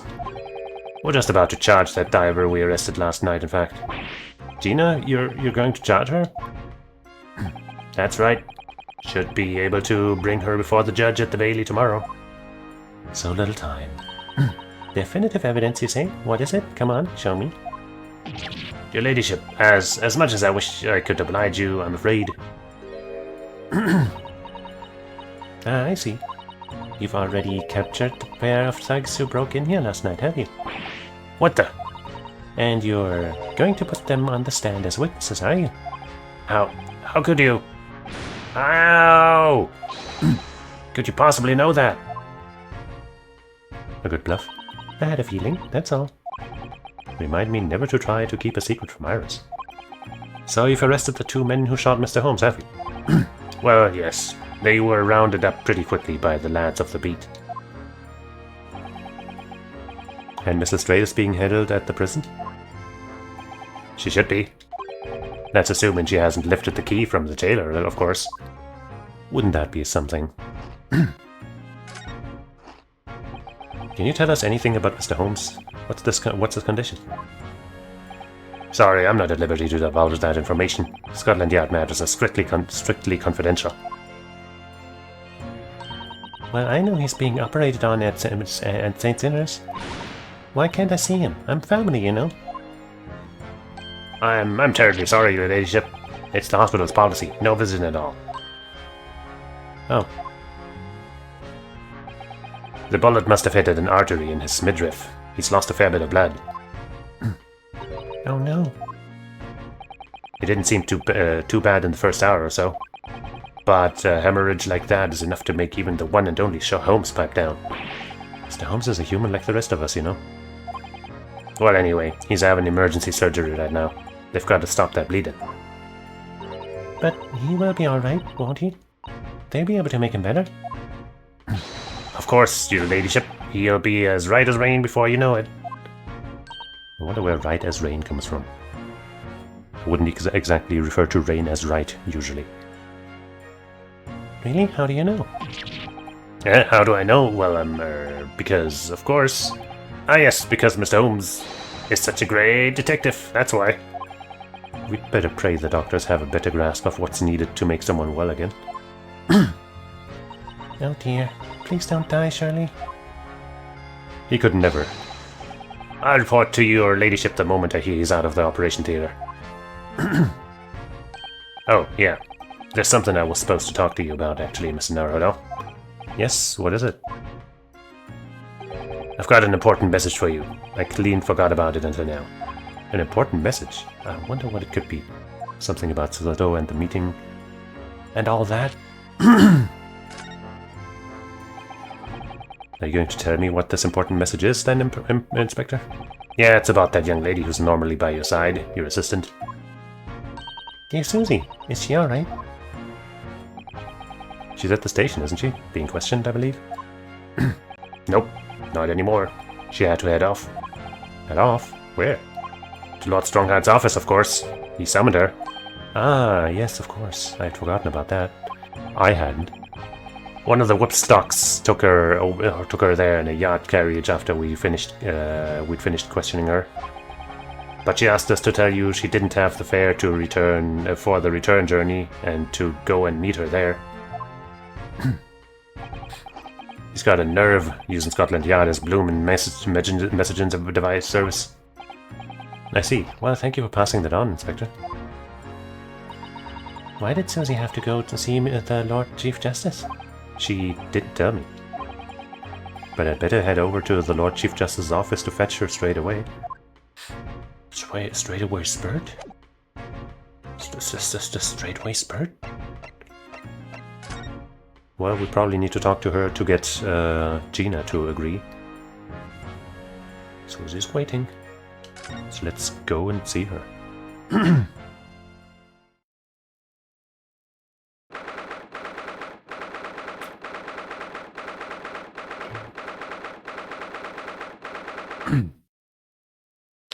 Lord Chief Justice's office. Yes. No matter how many times I come here, I always get the same sense of oppressiveness somehow. Do you think the place is oppressive? I think it's normal. How so? I mean, look at that suit of armor over there. You can't take that seriously, can you? Huh. Maybe it thinks the same about you. So everything is clear with regard to tomorrow's... No, wait, what was his voice again? So everything is clear with regard to tomorrow's arrangements, I trust. Yes, thank you very much.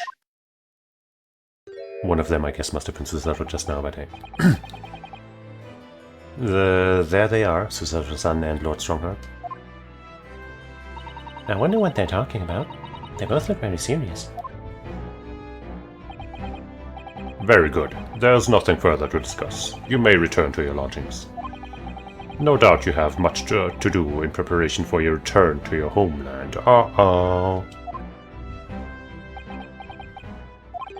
Wait, what did you just say? You return to your homeland? Susato-san.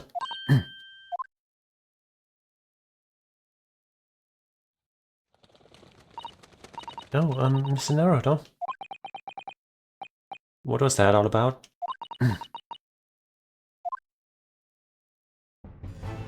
Ah, Mr. Naruto. Thank you for coming to collect your colleague. What's this all about? Why were you talking about Mrs. Sato's return to her homeland? And tomorrow? Tomorrow? But what about Ginny's trial?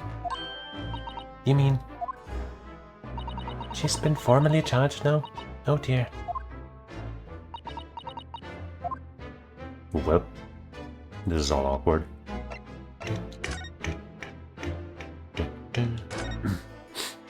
I love clocks and their mechanisms, don't you? The way all the hundreds of pieces fit together and work as one to move the hands of a single timepiece. Yes, I can imagine clocks are just your cup of tea.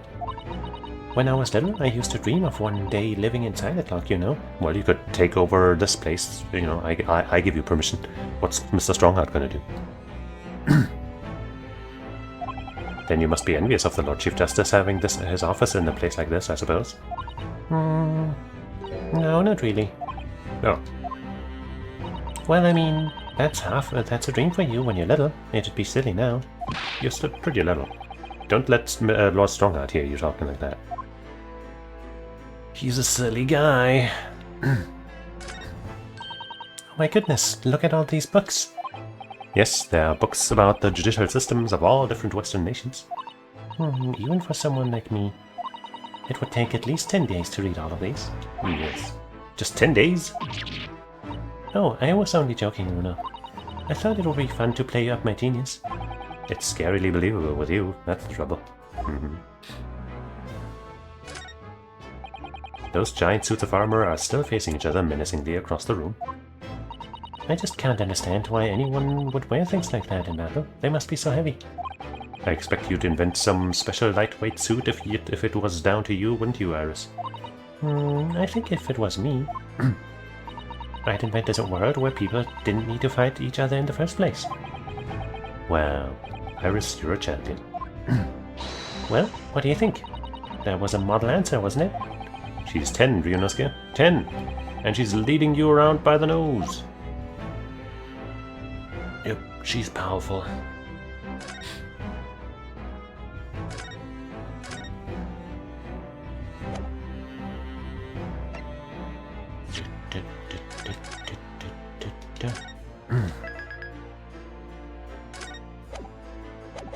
Susato-san! I guess she asked about the trials. Let's give her some info first. So Gina has been charged? She'll have to appear in court? Yes, she was formally charged a few hours ago. And the date of the trial has already been set for tomorrow. No, not even 24 hours later. Gina? Ah, the Lestrade girl and the murder of the Baker Street pawnbroker, yes. An all too conspicuous case. The pickpocket was clearly disturbed mid-robbery and shot the man in a panic. I don't think that's what happened. If so, why was she knocked out? No, the yard is overstretched as it is, without wasting time on these open and shut cases. It's not wasting time. Ginny would never do something like that. Mr. Naruto. Oh, yes, Lord Strongheart? In deference to your fine services to date, I shall overlook this young girl's insolence. But I have no recollection of admitting a child into my office. Leave, now. Of course, Lord Strongheart. Criminals will tell the most palpable lies in order to evade justice. The police can ill afford the time it takes to unravel all their untruths, meanwhile more crimes are perpetrated. We have far more serious matters with which to contend. Serious matters? Didn't Gregson mention something like that yesterday? Yes, Inspector Gregson made a similar remark yesterday. It's no concern of yours, though I'm sure I need not remind you of that. But now I'm curious. Just as I'm curious about this. Mr. Sato, what's all this about?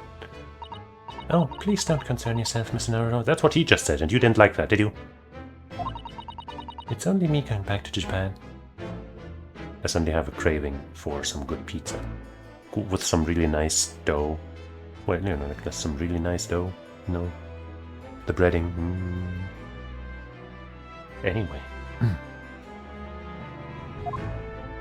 Your nephew can continue just as it has. That's not what I asked. What happened? Why are you leaving? It's my father. He's fallen ill. Ah, shit. Oh no. Professor Mikotoba? If I may. Yes, sorry. You must be the defendant. Ryunosuke Naruhodo, I believe? Yes, that's right. My name is Yujin Mikotoba. I'm a professor for forensic medicine at Yume University. But we're worthless without Susato. We received an international telegram from the Empire of Japan informing us of the news. 10 days ago, father collapsed with a fever. The causes is apparently unknown. And it seems he grows weaker by the day. I don't believe it, man. By the time if it's really that serious, by the time she gets back to Japan, which takes like months, right? It might be too late. I don't believe it. As you are aware, the voyage from here to your country's capital, Tokyo, takes some 50 days. I thought it would be prudent to hasten Miss Susato's departure as much as possible. Yes, absolutely.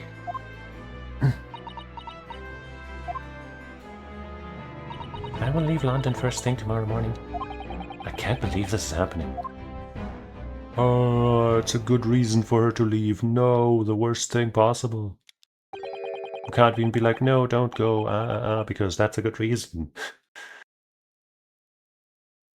3 minutes precisely until my next meeting. You must excuse me. There's just one more thing, Lord Strongheart. Which is it? It's Miss Lestrade's trial. I wonder if you might permit me to defend her. A timely suggestion. Sorry. The girl currently has no representation, of her own free will, that is. But that's not fair. Yes, she may be a pickpocket, but she still deserves a fair trial. Well, yeah, we heard her send away... Well, we heard her claim that she sent away the representation that she was given. Do not misunderstand me, young lady.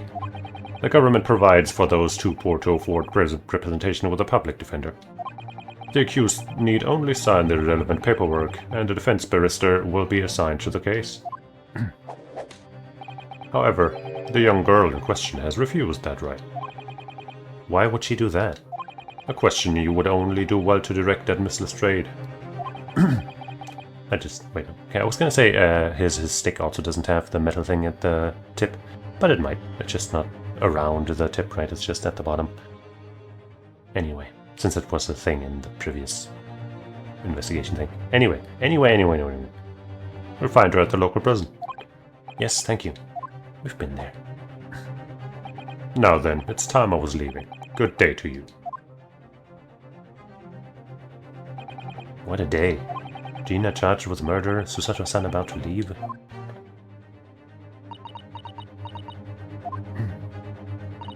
Come, Mr. Naruto. Iris, we must make haste. But Susie, you're leaving for Japan tomorrow morning, aren't you? Don't you have packing and things to do? As Mr. Naruto's judicial assistant, my personal circumstances are of no consequence. My sole purpose remains to help you in whatever way I can. Thank you, Mrs. Edo. That's a very pensive look. I think we ought to visit Gina first. In any case, I should like to wish her well before I leave. Yes, that sounds like a good idea. Let's go. If I'm honest, this has completely thrown me off. I just have to do what I can as a lawyer. Didn't get any evidence via our talk with Susato, but I guess her being there might help out. Oh, I've always dreamt of sitting at a huge desk like that and looking important. Why don't you try it then? Discreetly, of course. Alright, I will. Tell me how I look. Well, Aruna, what do you think? A little too discreet. I can't even see you. Huh. That's interesting.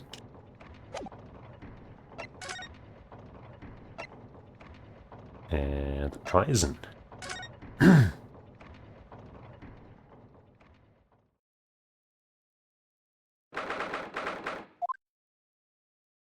There she is. Ah! Hello again, Gina. Oh boy. What are you lot here for now? To have the muzzle of that grenade launcher shoved in our faces yet again, obviously. I think I need to improve the way you load ammunition into that thing, don't I? Yeah, it kind of seems to take a while. Look, you can come as many times as you like, but I ain't got nothing more to say to you. Why do you act like that?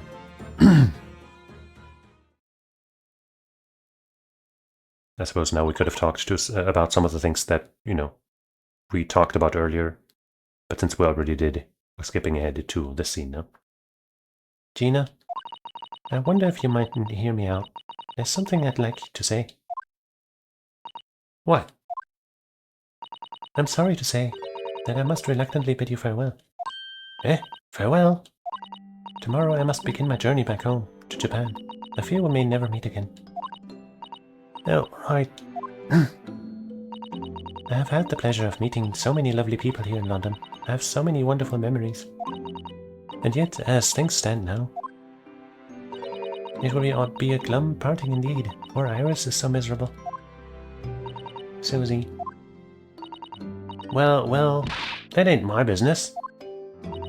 Both Iris and Mr. Naruto believe you to be innocent, you know? They've put their faith in you. But somehow, you can't find it in your heart to put your faith in them. Yeah, that's right, I can. What of it? It grieves me greatly to have to say goodbye to my friends when they are so clearly unhappy.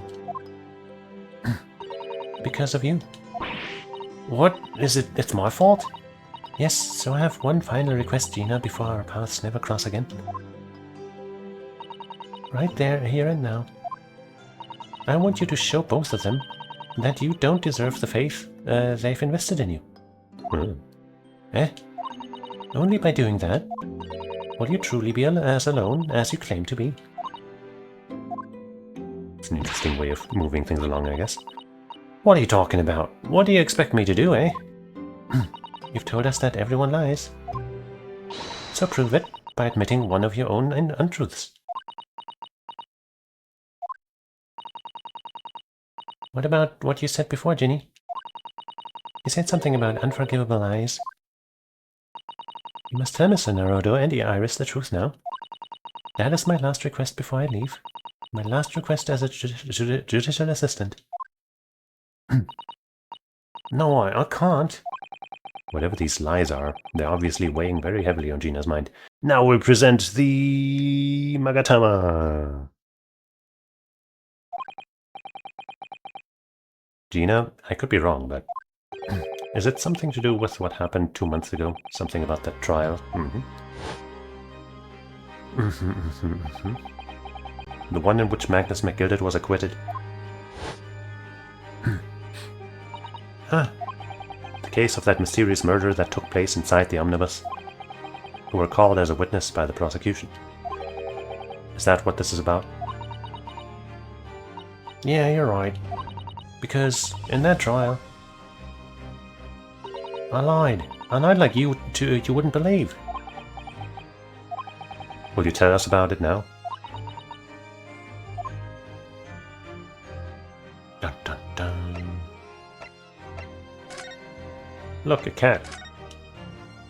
Here, Gina, look at this. No, Ta. I wasn't saying you could have it. Oh, weren't you? Well then, when someone says I can't have stuff, it makes me want it, see? So you better hand it over now. No, I'm not giving it to you. Well, if she really wanted it, she could have just taken it. Down.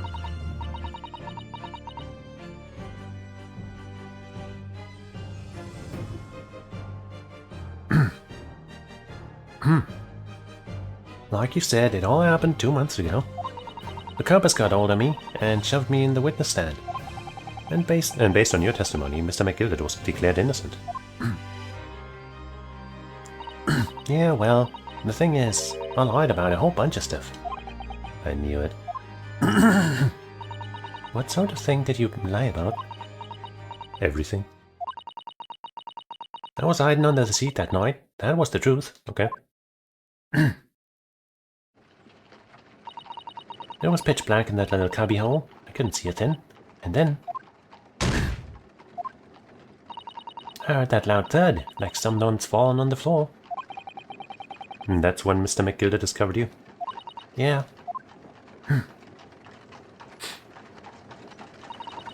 He pulled me out from under the seat and sat me next to the dead man. Dead man who doesn't have a knife in his waist. There weren't much light to see by, but when I looked at me ends, I had the cuff's blood all over them. I was so scared I couldn't even speak.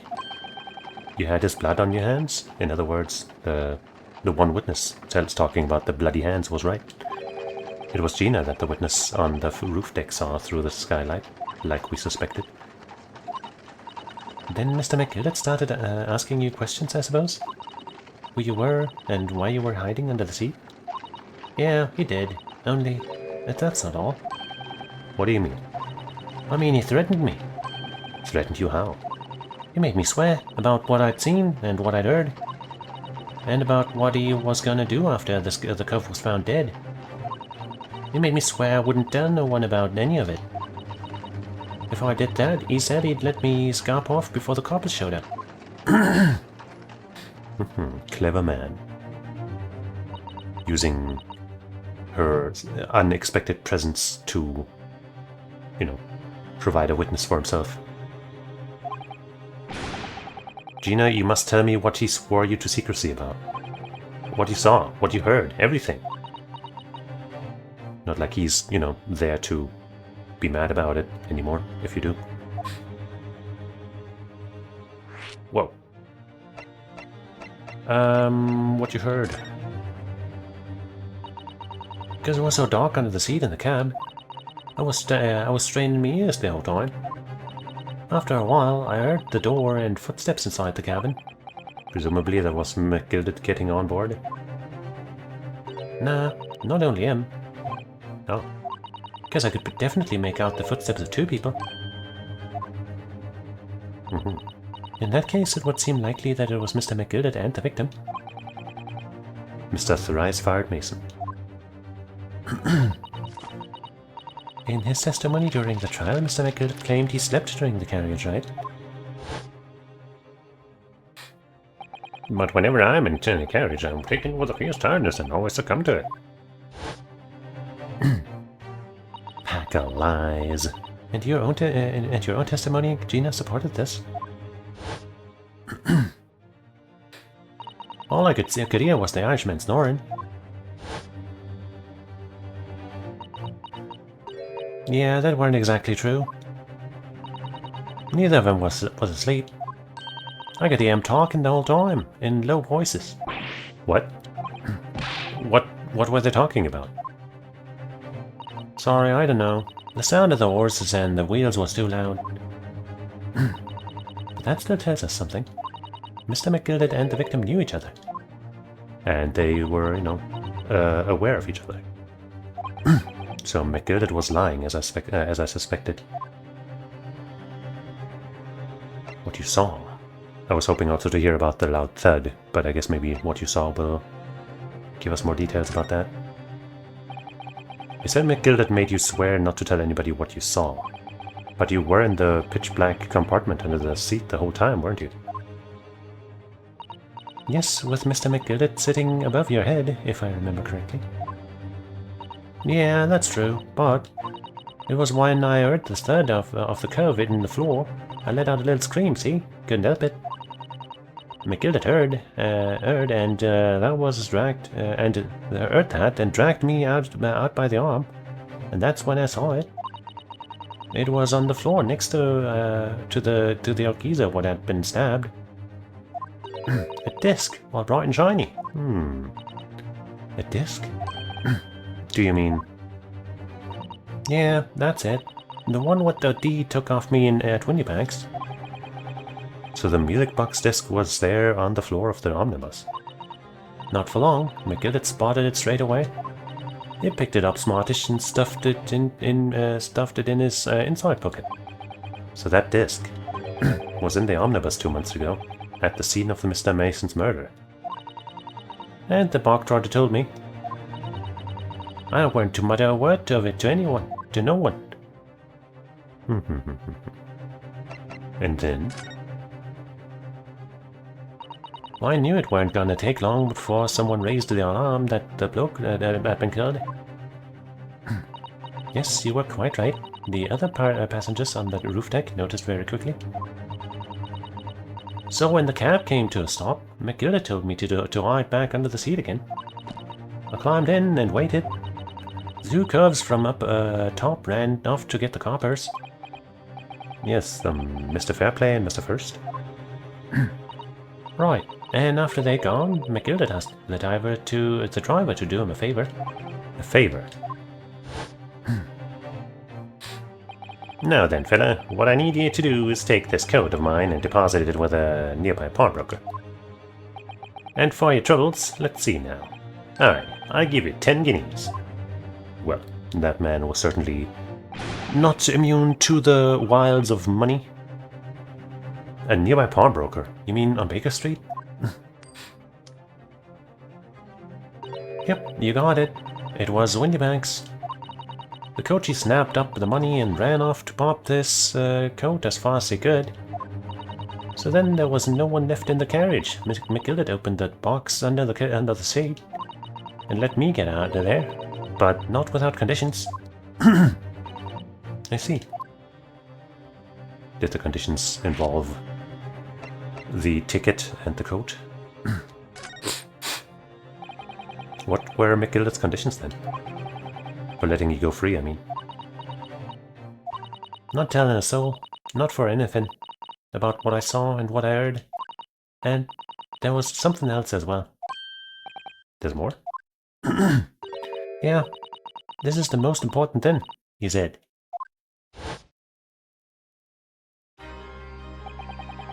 I'm after sending the coachman on a little errand for me, with some small change in his hand.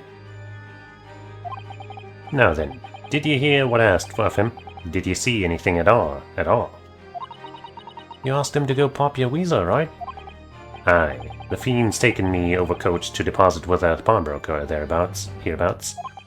And I want you, lass, to take the redemption ticket for it, do you understand? What? You want me to have the ticket?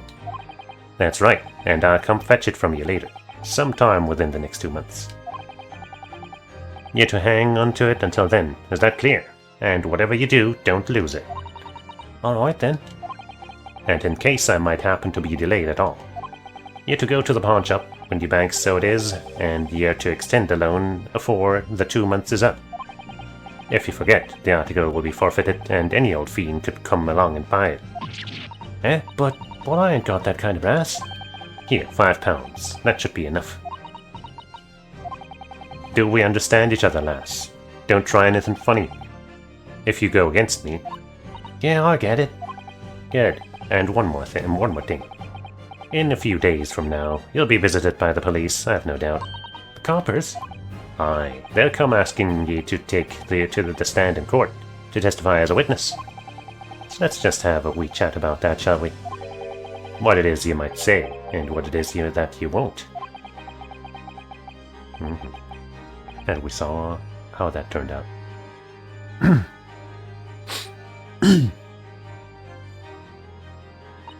After he'd gone over it all, I picked it. Got as far away from there as I could. He hid the pawnbroker's ticket in some bushes near the scene. I went to fetch it in the next day once it got dark. So McGildet planned it, and coerced Gina into giving false testimony.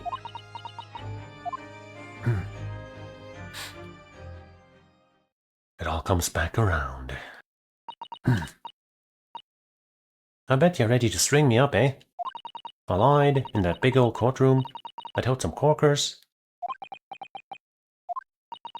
The thing is, he said he would make it so we couldn't live in the East End no more. That's what he threatened me with. Oh, that's rather rough. What a wicked man. He knew everything what went on in the back slums.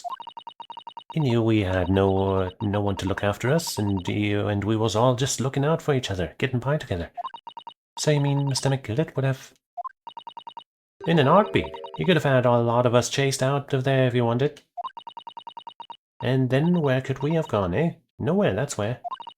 So, I didn't have no choice. It's rough out there. Thank you, Gina, for telling us everything. But I'm for it now, eh? Go on, admit it. You must be livid. Well, you can make amends by doing a simple thing for doing me a little simple favor. A favor? What? Sign the representation papers for tomorrow's trial. Eh? If you don't actually want me to represent you in court, you can rip it up later. But we need that paperwork or we can't investigate. The police won't let us. Investigate what? The scene of the incident last night. Mr. Holmes was shot, you see. You what? Shirley's having a big operation right now, Ginny. Is it bad? Is he gonna be alright? Holmes is gonna be alright, right? She worries. That's why I want to investigate, for Mr. Holmes' sake as much as anything. Right. So what you're saying is, if I sign that bit of paper, everyone's happy? Is that it? Something like that. Mr. Soto? Yes, of course. I have the representation papers here.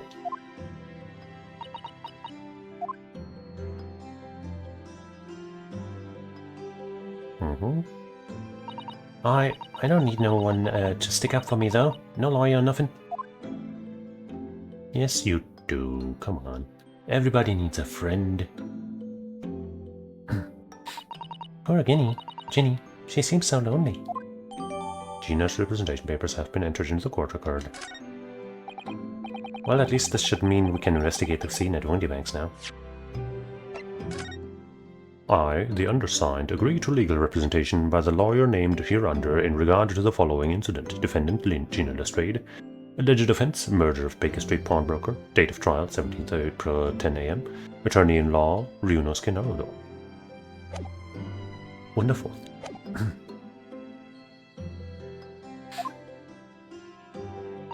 Yes, and perhaps we can come back to visit Jeannie when we're done there.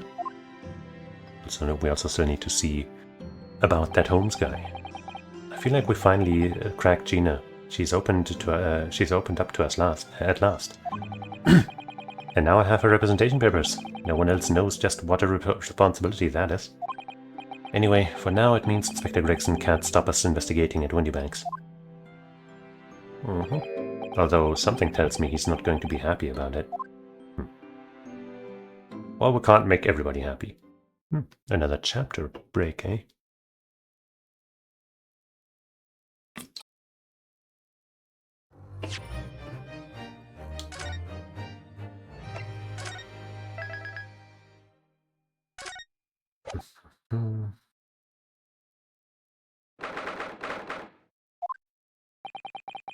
Here we are again at the scene of the crime. Now to thrust these representation papers in Gregson's face and see what he makes of them. Hello again, Inspector. Do you have a minute, please? What is it now? You should go home and rest and get some rest. Here you are, Gregsy. Here are the representation papers. Your ladyship. How? I don't believe it. How the devil did you get that stubborn little garagabash to sign that? I salute you. That is good work, that is. I can see you've been very busy here as well. How about some tea? It's a special blend designed to relieve fatigue.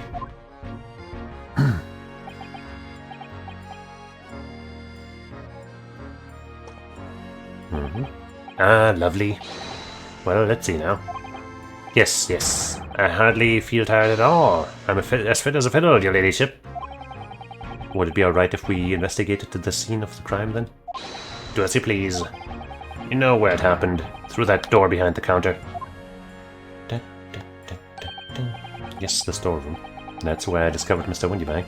And Gina. Right, well, I'll be getting back to business then. Would you be investigating this in the storeroom as well, Inspector? If I'm perfectly honest, we need to wrap this up before long. Can't afford to spend too much time on it. But there are so many articles to go through. It's taking forever, even with the lads working round the clock. Which is a problem, because there's another case the Yard needs to investigate urgently. That must be what Lord Strongheart meant by far more serious matter before.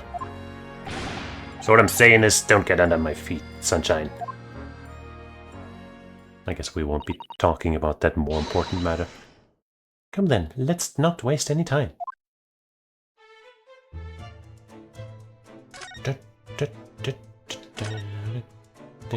That's a music box. Do you have them where you come from, Uno? Yes, but I've never seen one as large as this in Japan. Oh, well, this will be a treat. Shall we have a listen? Again?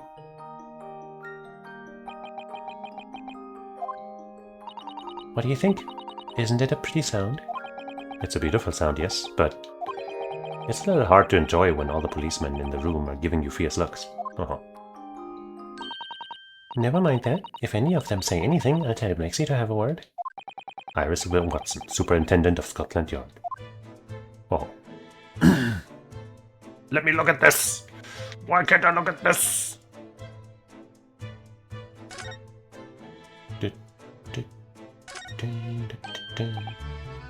Ah, look here. Rather messy. Oh yes, a bullet hole, and I can see the bullet is still lodged in the wall. Presumably Mr. Windybank wasn't practicing with his revolver in his spare time. And, you know, if he was, then what was he shooting through to leave such a blood splatter? Ah, well. Mr. Holmes likes to practice in his drawing room whenever he can. He's very patriotic like that. Sorry? He's all there in The Adventures of Sherlock Holmes, you know. It's all there. Isn't that right, Iris? Did I write something like that? Partly in jest, perhaps? In jest? Well, he doesn't do it often. It is quite a dangerous pastime. He doesn't do it often. He shouldn't even do it once. Forget that for now, Bruno. Let's examine this bullet. What's that around the bullet hole? I don't know what you mean. Like the cracks or the calendar? What are you talking about? The blood? Is it blood? He's talking about the blood. A suspicious red stain on the calendar. Aha! I may well be able to help with that. What? You got luminol in that pistol? There's nothing like the sight of blood to get the blood pumping, is there, Bruno? I have a feeling I'm not as bloody-minded as you, Iris. I'm afraid the sight of blood makes my blood run cold. There you have it. You see, when it comes to blood, we're all different types. Yes, what scientific observation? So you need this? Oh no, what is that scary-looking thing? Shirley and I haven't actually come up with a name for it yet. But as soon as you see it in action, you'll understand what it does. Watch.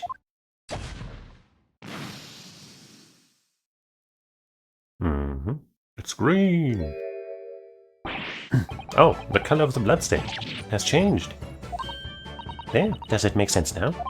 Yes, I think I'm starting to understand. Different blood types will have different colors. Yeah, it works on the principle that different people have different types of blood, you see. Yes, how wonderful. The chemical it fires combines with the blood and makes it change color. So you can identify whose blood it is that you are looking at in a flash. I'm sure there are many colors that this can show, but it's fine. It's going to be good enough for this case. Oh, what a fabulous invention, Iris. Isn't it? Isn't it? I bet Ginny would say it's bleeding great. So whose blood are we looking at then? Well, all the chemical does is turn the blood to different colors, so... just find someone whose blood turns the same color and you'll know who it belongs to in a flash. It's more like two flashes, really, isn't it? What? Let's go find Holmes and see if his blood turns green too. Because that's the most likely candidate, isn't it? one flash or two, this could well turn out to be a very valuable clue. So we should make a note of it in the court record. Blood sample. Let's keep testing and adding to the results of any other blood analysis to be to the portfolio. As long as I have a reagent left, sure. I'm sure we won't have to worry about the ammunition or something, right? Windy Bank's main shop. Green. Name unknown.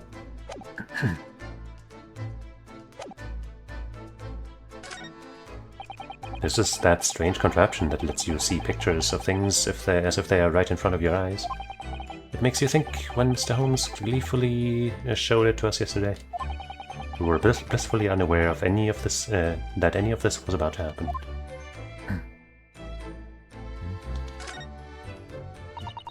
These shelves are where the pawnbroker puts articles that have been forfeited on display for customers to buy.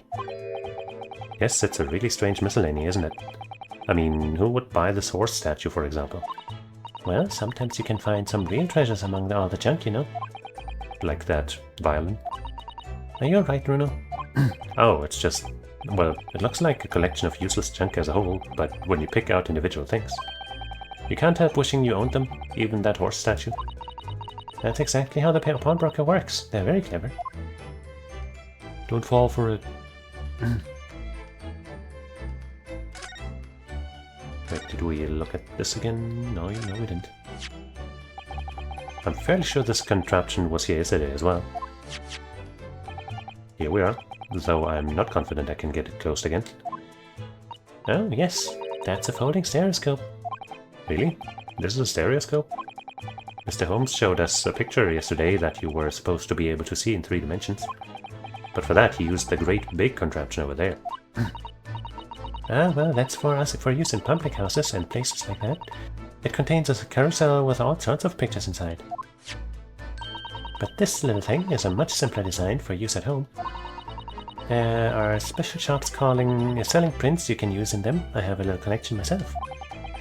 I wonder if I could make money out of these in Japan. It would beat keeping my toilets back and clean anyway.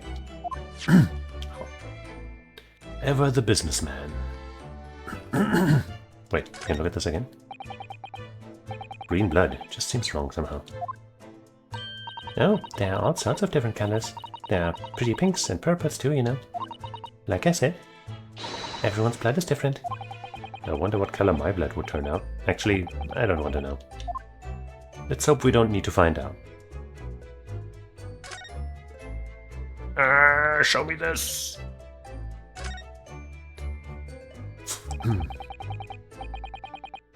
There's the article ledger here, and Mr. Windybank's notes, and a familiar photo. What's this? It looks as though someone has left a little photographic print behind. That was there yesterday too. Oh, look on the back. There's some writing. Is there? Oh, show us, Susie, show us. Similar, but not quite the same. Especially, you know, with one particular part. 15th February, 10:30 p.m. Article deposited 1 gentleman's overcoat. Loan amount paid, £1. Redemption deadline, 15th April.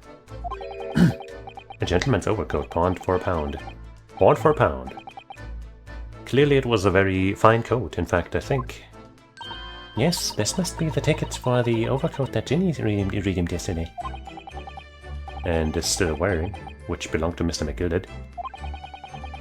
I would never have expected the redemption ticket to be handwritten on the back of photograph though. Well, we've already seen something like that, haven't we? It seems Mr. Windybank just used whatever piece of paper he happened to have to hand. But this photograph of a cat, it looks very familiar, doesn't it? Might have been part of a setup for a stereoscopic thing. I'm sure I've seen this exact same picture somewhere else recently. Oh, yes, you're right. Very recently. It's the same as the one Ginny gave us earlier. Of course! I was forgetting that she gave us this in that print. Well, what are you waiting for then, Mr. Naruto? Get it out. Alright, let the cogs turn. Yes, they're exactly the same.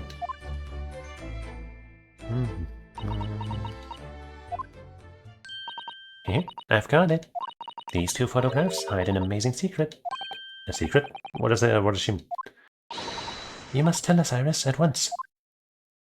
Hey, do you really want to know? Yes, we need you to tell us all you know about this pair of photographs.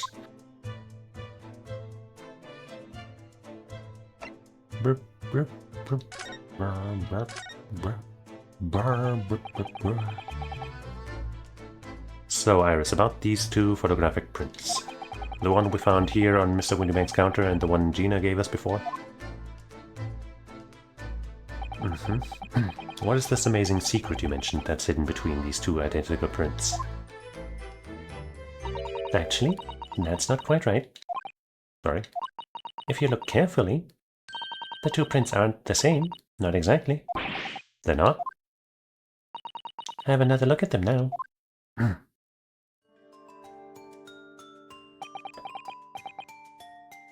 I guess the shadow at the cat's feet is a little different and maybe some other small differences.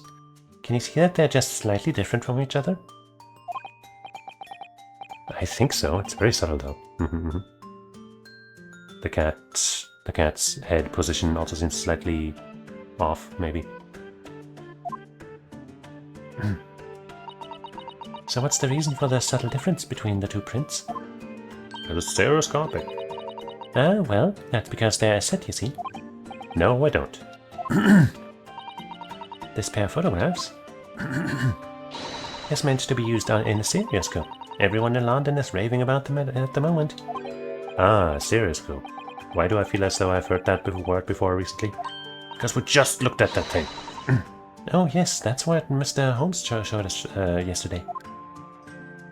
And the hand version. You see, there it is, just over there. Ah yes, of course, that magical machine that makes pictures look almost real enough to touch. Well, actually, it's quite possible to see the same depth in pictures even without one of those contraptions. What? Really? Do you know about how a pair of flat photographic prints can appear to have any depth in the first place? No, I have no idea. Oh, wonderful. Then I'll be able to tell you. She's over the moon, bless her. Should we let her explain, though? We really need to carry on investigating the scene. I, for one, simply have to know.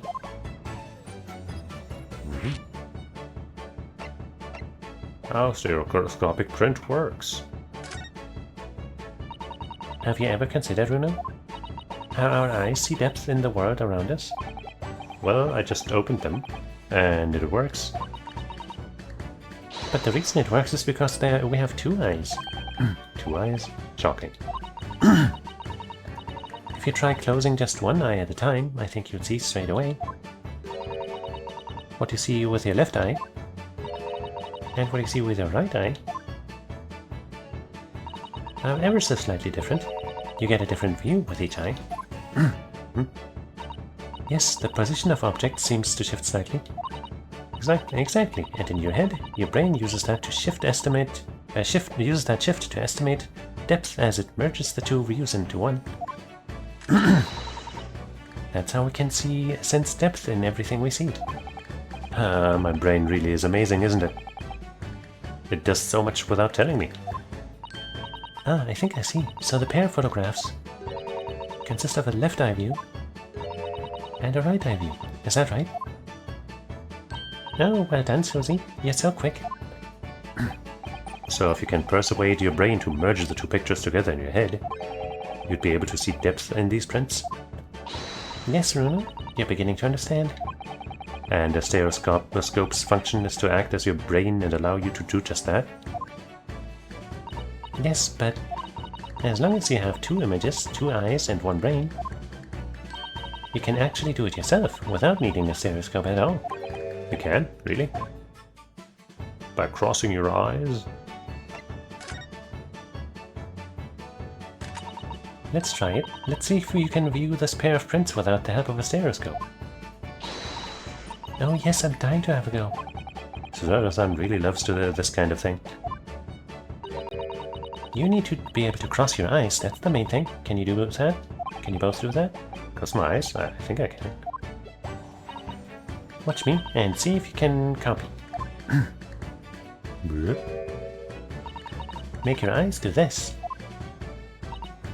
Alright, let me try. Are you ready, Mr. Naruhodo?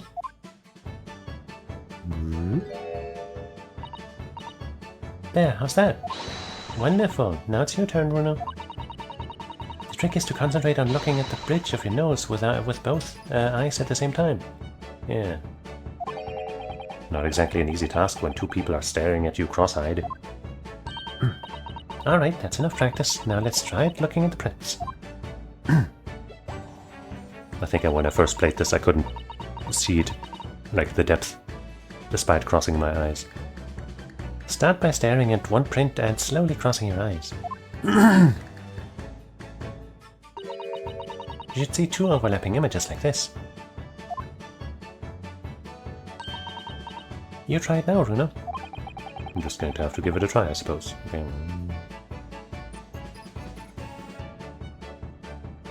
I don't know.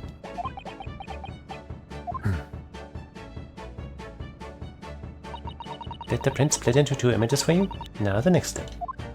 Like I could make that happen for like half a second or something and then it went back. Is to put the pair of prints side by side like this and then to try crossing your eyes again.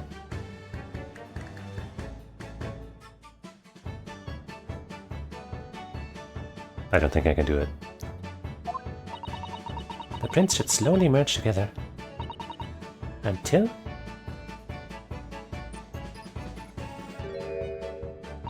they form a new single image in the center. Oh yes! Mr. Naruto, it works. I can see it in the middle now. It looks so real. Oh, I could look at it all day. Might not be good for you. I wouldn't advise that. Your eyes might start to hurt. Your turn, Bruno.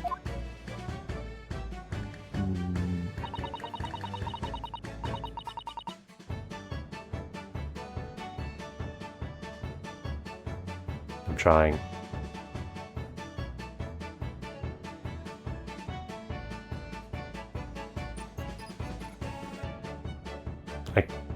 I can't fucking do it at all. I'm trying to look at, like, okay, wait, let me, you know, if I use my finger rather than the tip of my bridge of my nose. Like I had it for like a second. But it's less, rather than them merging together, I see like a third image. And I can't fucking actually pay attention to it to see if it looks good. So yeah, I don't know, I suck at this, I guess. Wait, what is his name? Pretend you're looking through the two pictures and slowly cross your eyes. Through the two pictures. I can't fucking do it. Keep adjusting the position of your eyes until the two images overlap exactly in the middle. Like this, is it? Do it for me, game. There, you managed it. So now you know how stereoscopic images work? Well, I don't know who discovered it, but it really is quite extraordinary.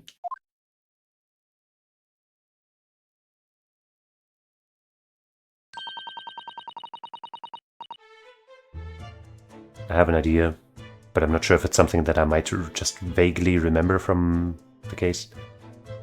I don't think I do. I guess I'll just say it. What if that flap was specifically used as a setup to make it look like, you know, there was something really going on in there when we looked through? But no, we would have had to cross our eyes. But maybe there's some kind of trickery, you know, something related. For why we had to look through that flap, right? So, what do you think of these stereoscopic prints then, Bruno? They're certainly amazing, but it isn't easy to get the knack for viewing them properly. No, some people find it easier than others. But that's why contraptions like this exist, for people who find it tricky. For me! Oh, I recognize that. We saw one over there yesterday, didn't we? Mm-hmm. And today, I really wish they had, like, gone through the trouble of, you know, setting triggers when you investigate and read certain things to be like, ah, yes, you already looked at this, so now we can, you know, reference that here. Because it seems dumb that they talk about this as if we hadn't just looked at it. Just, you know, that extra mile, that extra bit of care that I like so much about the Trails games for Drive, for example. At least the first bunch. If I remember correctly, you press this little knob here. Then set the pair of photographs in this stand at the back end. It's still amazing, even though I know roughly how it works now. Well, London seems to agree with you. Stereoscopes are very popular at the moment. You can find one of these folding contraptions in lots of households in the capital currently. But if these little machines are so affordable, surely there's no need to go around staring cross-eyed at pictures like you have them, like you hate them. But it's much more satisfying to be able to see the effect with your own eyes. Well, I think so at least, in any case. Stereoscopic pictures. I'd never even heard of them until yesterday. We've certainly learned a lot about them, but I wonder if it's knowledge that I'll ever actually need. Definitely not.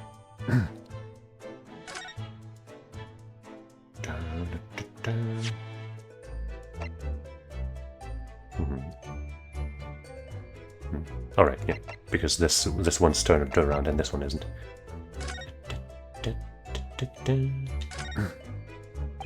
This is the ticket that Gina brought in here yesterday. Yes, having been entrusted to her by Mr. McGilda 2 months earlier. Article deposited, one gentleman's overcoat. And the other redemption ticket was in the pocket of that coat. Yes, for a small box deposited 2 days before the omnibus incident. Could that have anything to do with all this? Nah, couldn't have.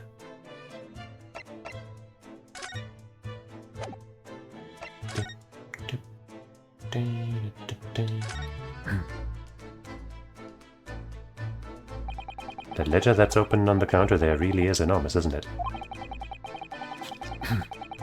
It must be an awful lot of work to keep track of all these hundreds of items in pawn. It's too much to think about. Better to sell it all and have a clear head, if you ask me. But clearly, Mr. Windybank was very careful when it came to the articles in his care. I was hoping to get a better look at, you know, that broken lamp and other things. Oh well.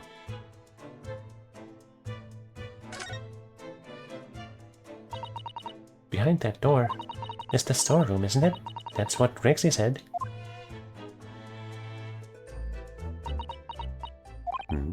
Yes, and that's why I saw that dreadful scene last night. Through the little window in the door.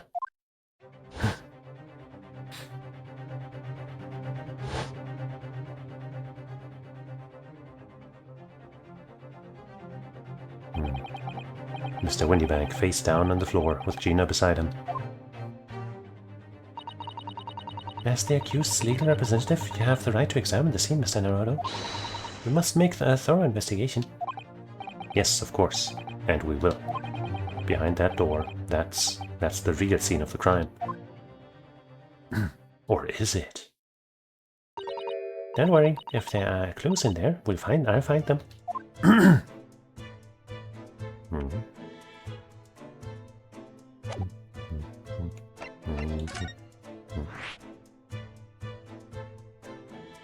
Might miss what people say. Huh. Poor Mr. Windybank. Oh boy.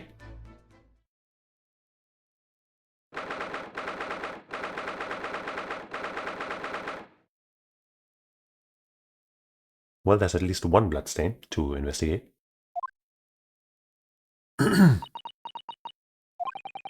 Or Iris. She's clammed up completely. Iris is bound to find this difficult. After all, Mr. Windybank's life was taken in this very room only last night.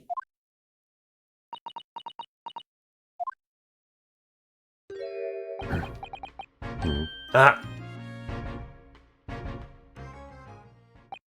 Wait, Inspector. What is it now, Sunshine? You took one look at me and tried to run away. You think a Scotland Yard inspector would run away from some jumped-up little defense lawyer, do you?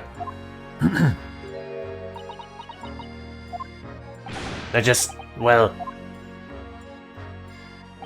I've never seen her ladyship looking like that before, is the thing. I didn't know what to say to her. So you weren't running away from me, you were running away from a 10-year-old. Much more understandable. Children can be cruel. I'm afraid this is all a little too much for young Iris. Some gentle reassurance might go a long way, perhaps, Inspector.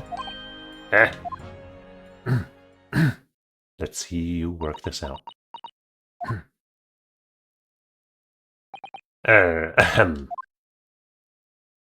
Don't trouble yourself unduly, your ladyship. I mean, at least you're not dead, are you? Yeah, very reassuring.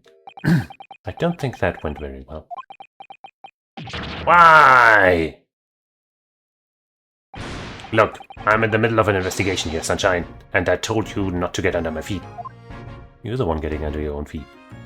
And we have to have investigating to do ourselves. Yes. I'd like to hear more of what the socially inept inspector has to say. Oh, Shirley. And inquire into how Mr. Holmes' operation is going.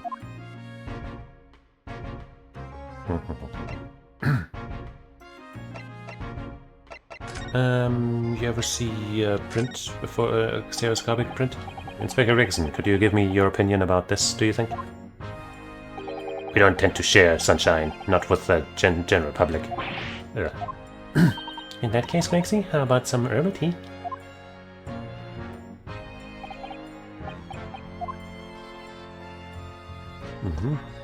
That one was a truth serum, so now you have to tell us everything. Ah, lovely. Thank you very much. That really hit the spot, your ladyship.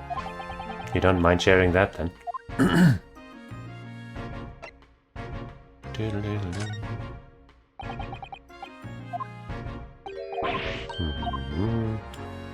Nothing new about that one.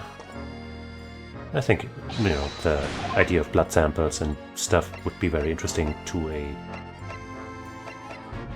thing. To a cop.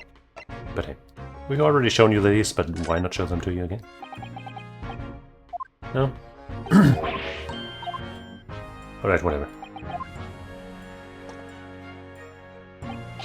Pinky extend, by the way, like a real gentleman. Maybe this one? Ah, what do you make of this? Now, what have we here then? A redemption ticket for an article deposited here, is it?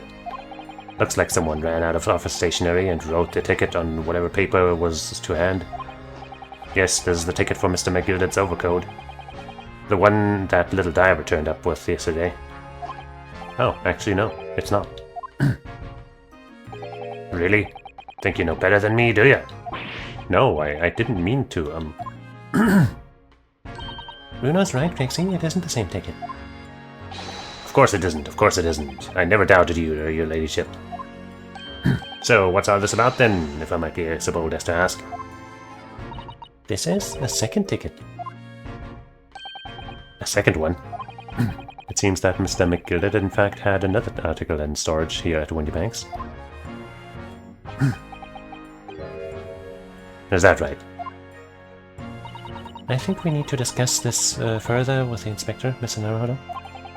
Oh good, because he's ever so easy to talk to.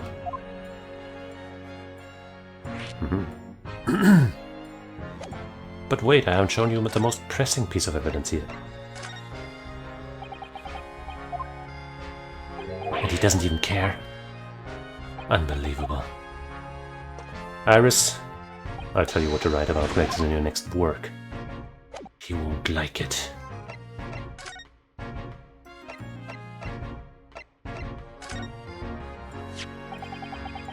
This ticket was in one of the pockets of Mr. McGilded's overcoat. You mean to tell me? Yes, there was more than just the music box disc, it seems.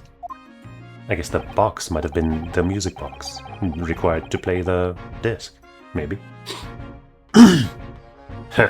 I should have insisted on the lads taking it back to the yard and examining it properly.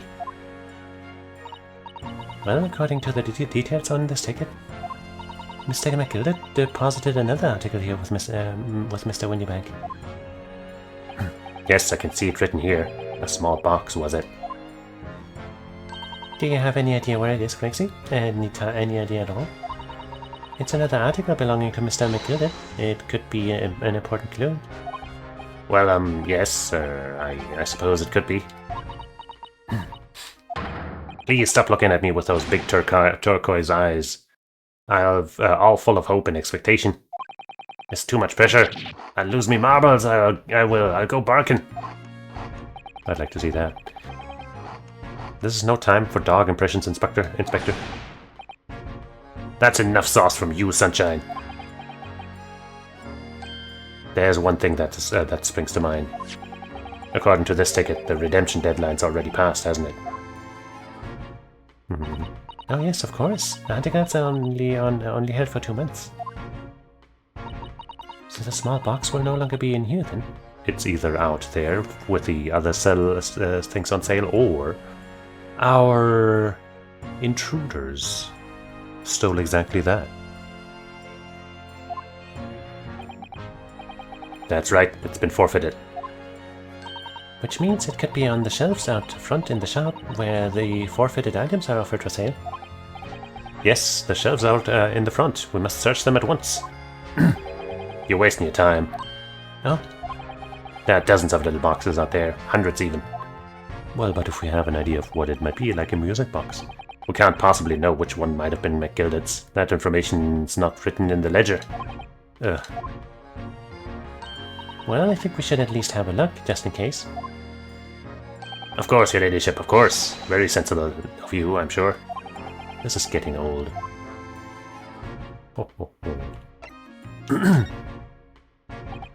So, Inspector, what do you make of the crime scene here? Pshaw, you've got eyes, haven't you? Use them. It is what it looks like, nothing more, nothing less. Iris, could you lend me a hand? So, Grexy, what do you make of the crime scene here?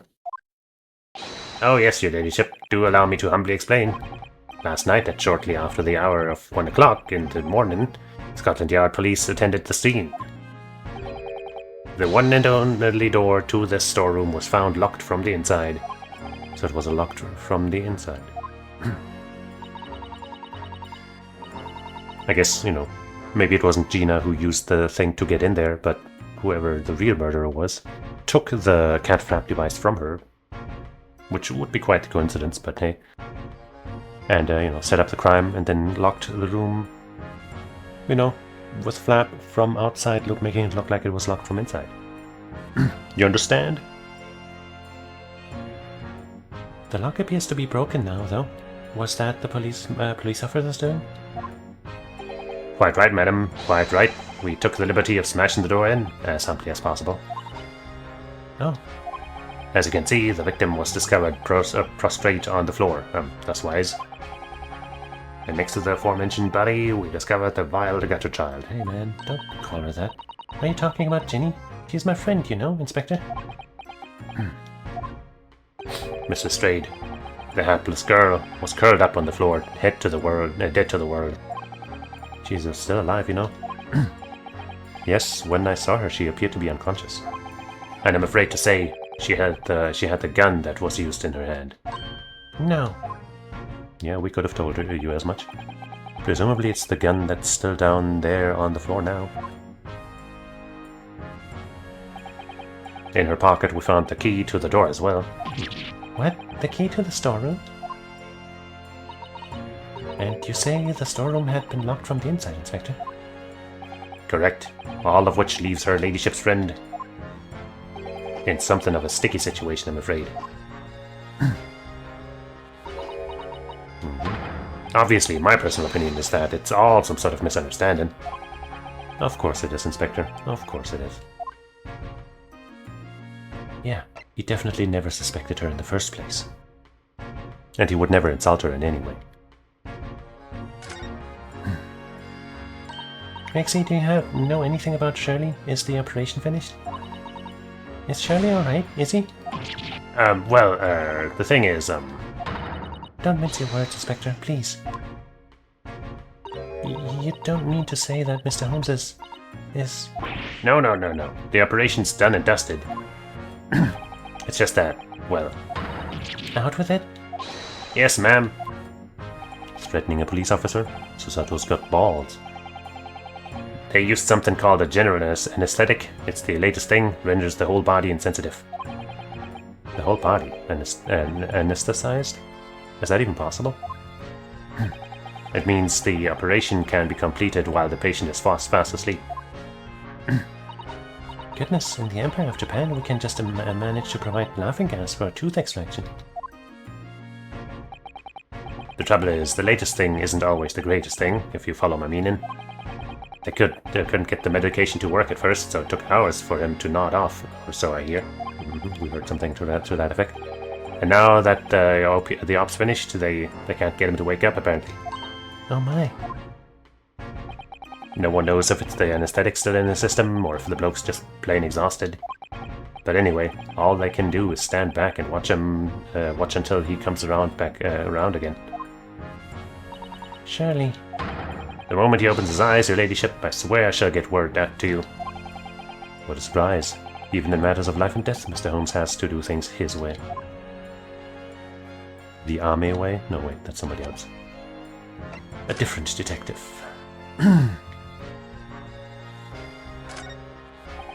Look at all these articles that have been deposited. The room is stuffed full of them. I can't believe how many there are. A bicycle, a gramophone, musical instruments, even some enormous paintings. Look!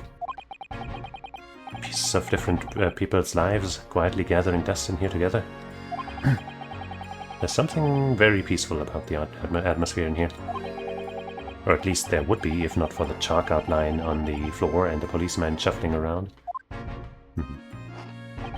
Not much I can do about that, sunshine. Yeah, it's true.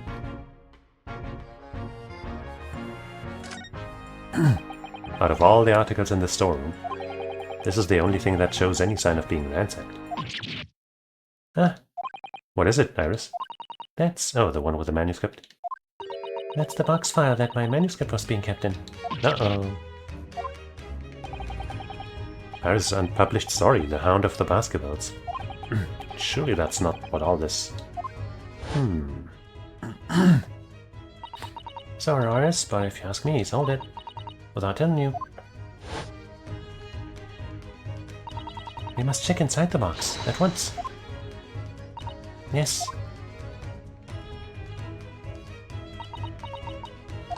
Ah.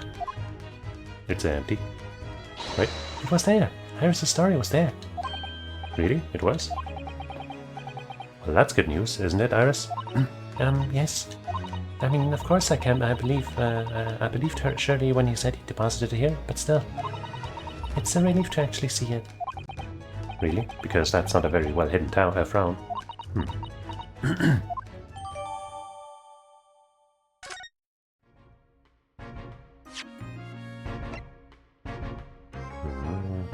Hound of Basketballs. Iris Wilson. Watson, I mean. Of course. The Hound of the Basketballs. How does the son know the exact title of this unpublished story? I suppose I'll just have to wait until she's ready to explain it to me. Before tomorrow morning. I'm so sorry.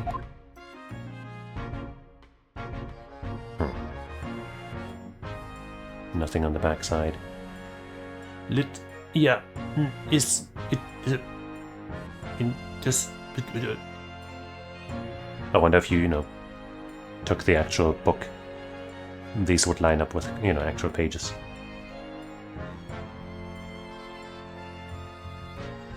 Well, okay, I guess there's not much to see here yet.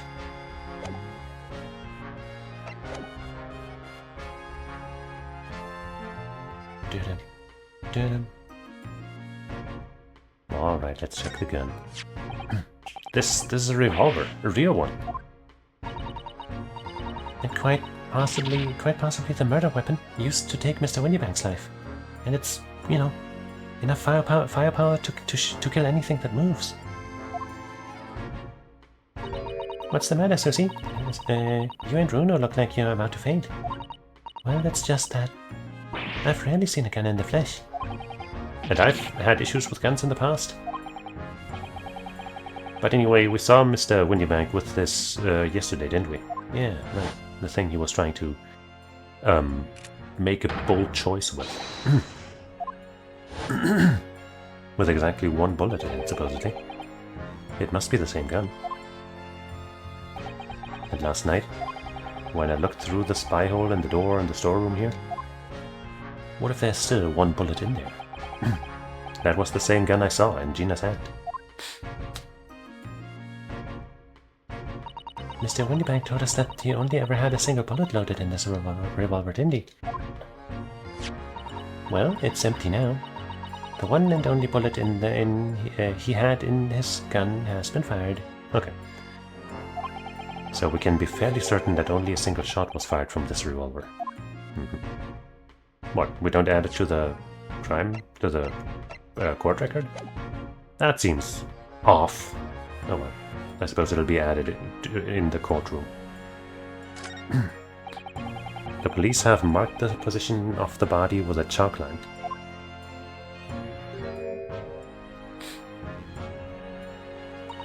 Poor Mr. Windybank. He was a nice old man. Well, he was shot just once through the heart. Most likely the fellow died instantly. He wouldn't have felt a thing.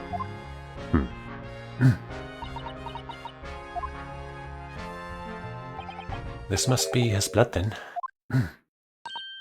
I don't like to ask such a wretched time at such a wretched time, Iris, but I wonder if perhaps.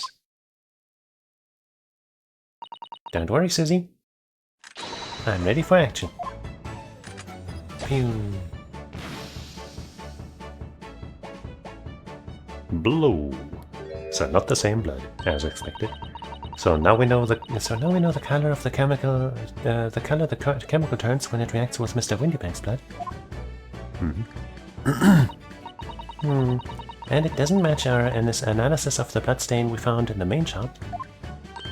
No, but let's add this sample to the others when we've already collected. Others we've already collected anyway.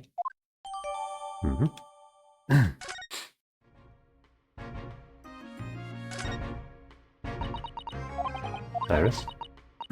Don't worry, I'm alright. But we must find the true culprit. Yes, absolutely.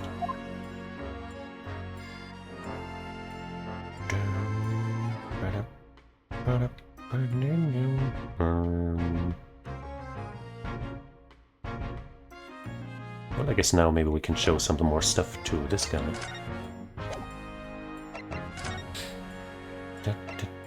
Well, maybe now we can show this. But let's start with that. Is that what I think it is? Your ladyship's latest? Yes, my latest story. It's called The Hound of the Baskervilles. A most fascinating title, your ladyship. Fascinating. And, I don't suppose... Would there be any mentions of my humble self in the tale this time?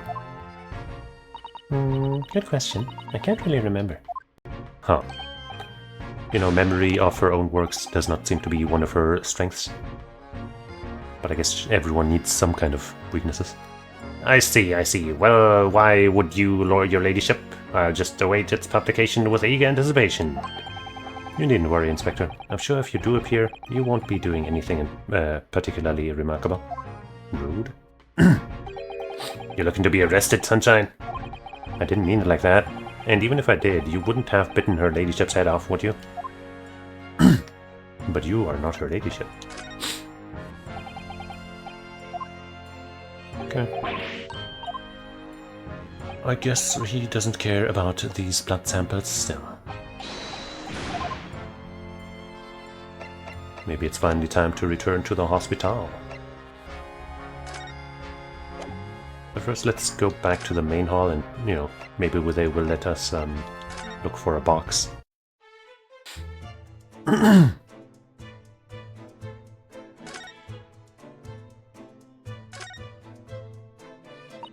Yes, this is where all the items that have been forfeited by the original owners are offered for sale. That's right, they've got got little price labels on them, but there are so many. I wonder if the small box this ticket was for is still on the shelves somewhere. The box that McGilded deposited here just over 2 months ago. Even if it were, finding it promises to be very troublesome indeed. There are so many boxes, it could be any of them.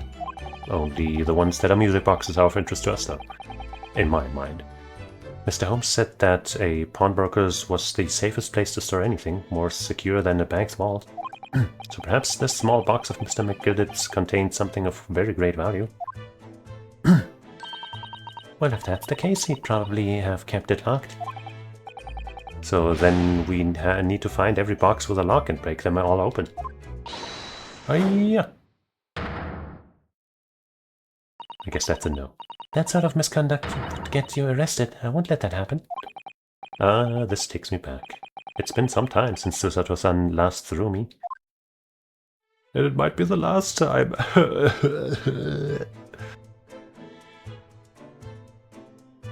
Come on, this is so suspicious. How can I not look at this?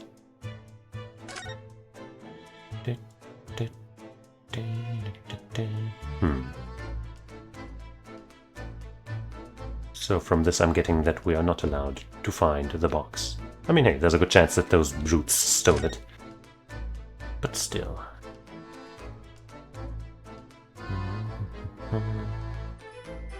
Okay, I guess we're gonna check on Holmesy Man.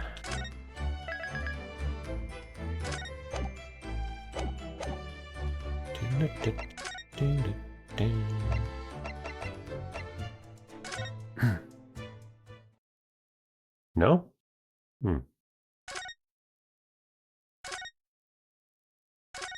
Oh, okay.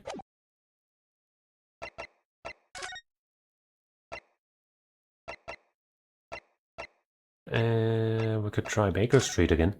I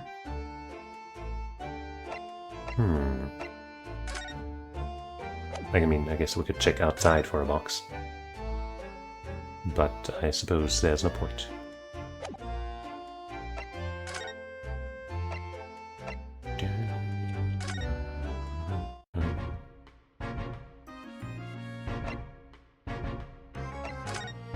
Did I miss anything?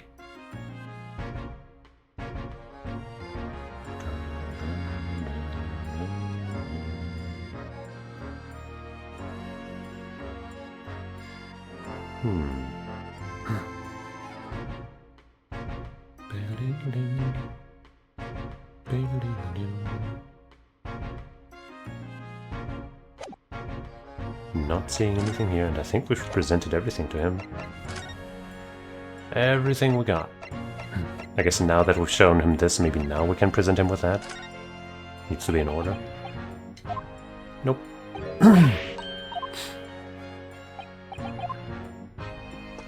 There's no point.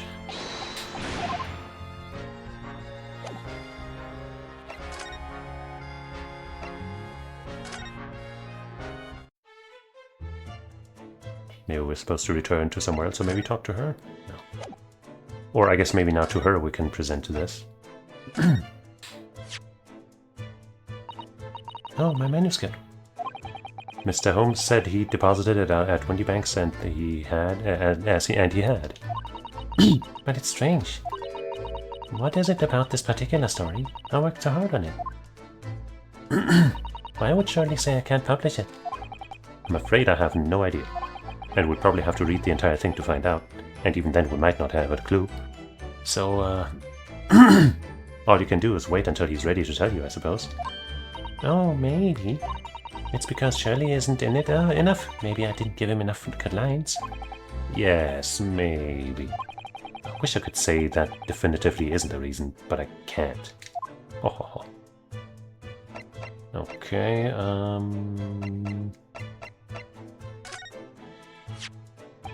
The way you can identify differences in people's blood like this is amazing. You really are a genius, Iris. I know, I am. if Shirley and I put our minds to it, we could really shake up Britain's chemists and alchemists.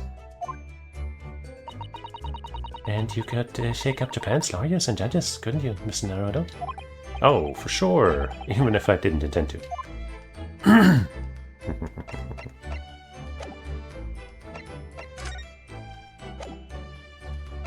We could also just check, you know, back at home or something, just some random places. Like, you know, anywhere where we could maybe present the, you know, Hound of the Baskervilles to Susato. Might be valuable. But that seems kind of random. To just go to a random place just to do that, you know what I mean? But I really don't see anything else to investigate. So we might as well try.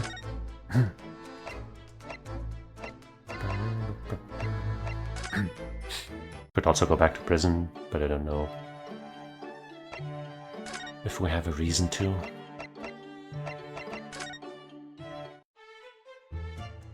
No? No, Susato? No, this looks like a telegram. It is, but you mustn't open it, not under any circumstances. Alright, I won't. Now then, let's see. No, what did you did I just say? You mustn't open it. Don't worry, I won't. But you can see through it. With a special concoction I've developed, I'll be able to see through the envelope without having to open it. No, that's not allowed either. Oh, but I'm sure it's something important.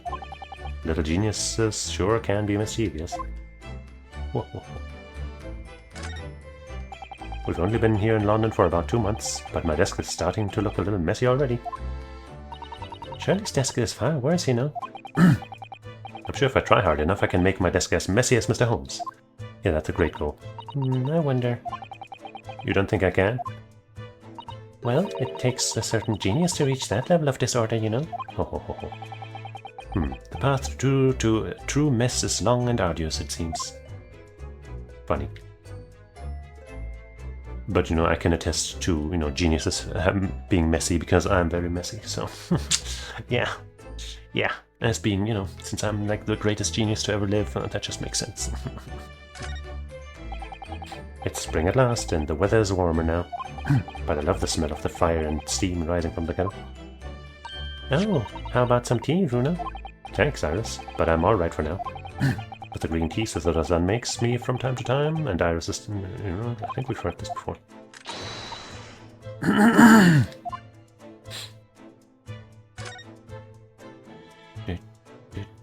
Guess maybe we might have a different discussion with Iris.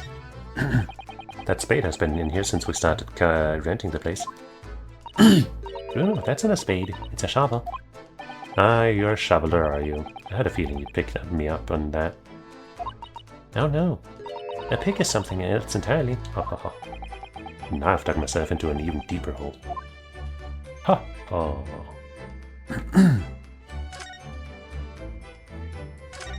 Does she know about this? Ah, the Dharma doll I brought back from your house. That's cruel, only letting it have one eye. Yes, but it's because I don't consider myself a good enough lawyer yet, you see. Once I become a full-fledged lawyer, Mrs. Sato will color in the other eye for me, if she's still here. Well, in that case, why not color in the other eye now?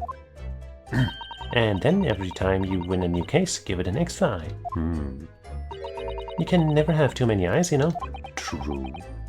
Call me crazy, but I'd never consider that. Imagine the dimensions you could see with more eyes. We were rather lucky to find that old aquarium left behind here. Apparently tanks like those were very popular in London before I was born.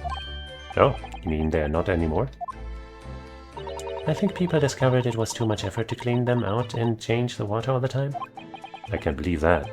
Prawns and anemones are fun for a while. Quick, Iris, go in there, because I can't. Do you know I've never seen inside Mrs. Otto's room? I haven't so much as put my head around the door. Oh, Susie often invites me up. It's so much fun. Really?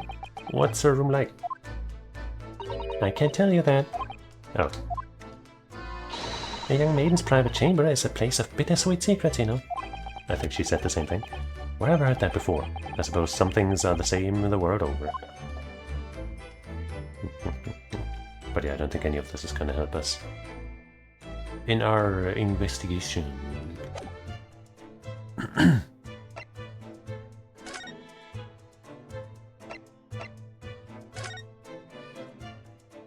Gina, help me. Oh, okay. Gina doesn't appear to be here. I believe she must be in questioning at the moment. Oh, but wait a minute. What is it, Iris? Well, if you examine the scene here carefully, there's another possibility, isn't there? Ginny could have slipped the key from the jailer when he wasn't looking and escaped. Oh my. Why would she do something like that? It would only make her situation worse. Calm down, Runa. I was only joking, of course.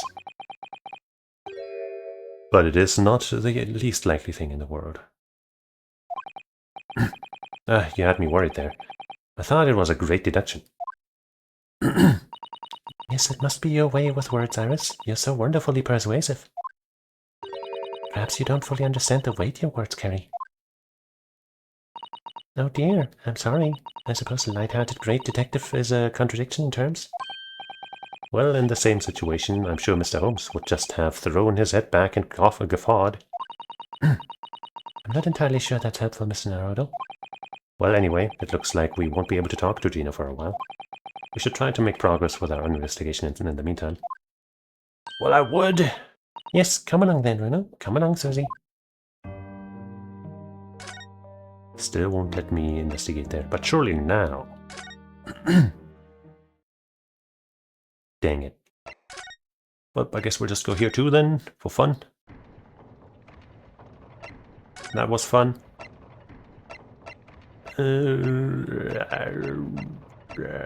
We must have missed something here. But what?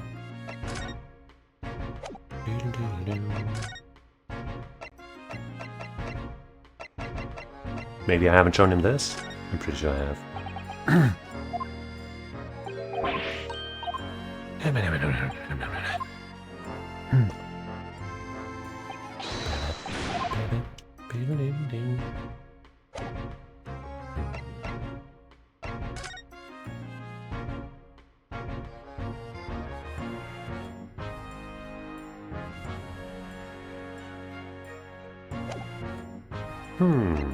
Maybe we have to find, like, you know, a very specific thing in the main shop to be the box. Maybe I just didn't, you know, point over the correct pixel.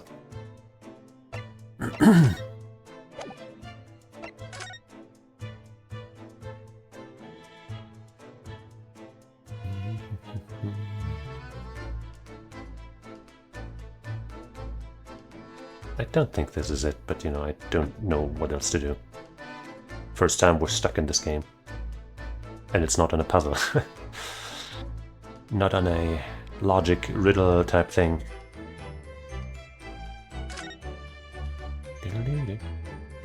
Not on a deduction.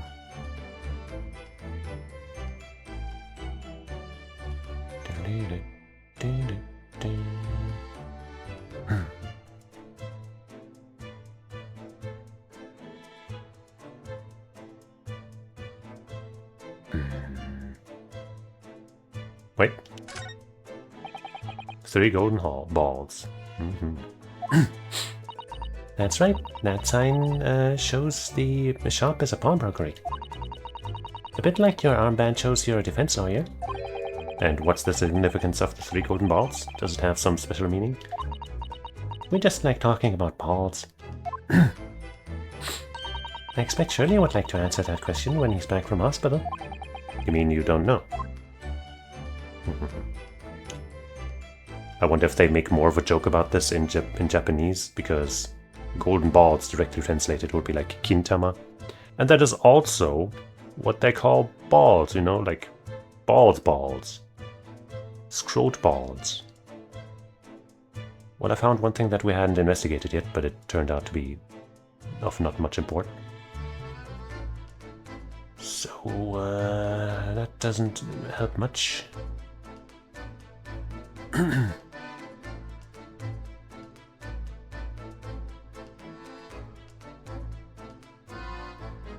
Ah!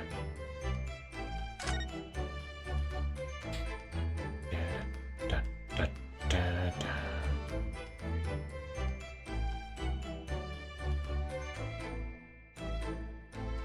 I am clueless.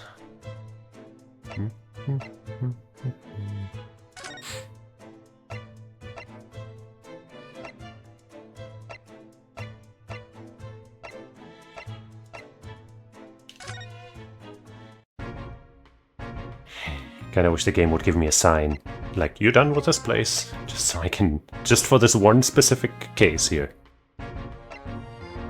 But, it's not doing that.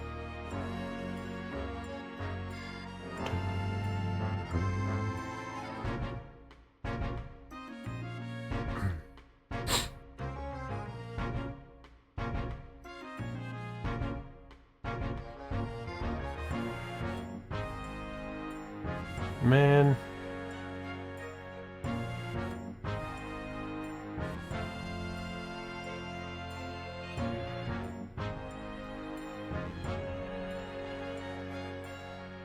I genuinely have no clue where I'm supposed to go, what I'm supposed to do right now.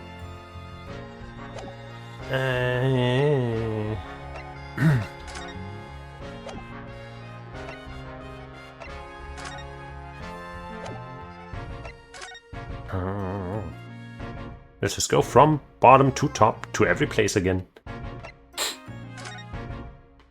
Even though we literally just were here, but you know, maybe there's something I haven't presented to her yet.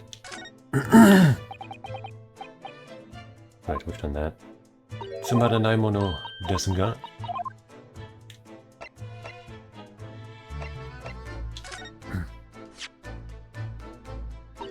Poor Ginny. This is all my fault, really. But she'll be alright, won't she? In court tomorrow, I mean. I'll defend her with everything I've got. So, she'll be alright, won't she? Am I that bad at instilling confidence? Oh, I didn't think that would be of real import, but hey, it was a new scene.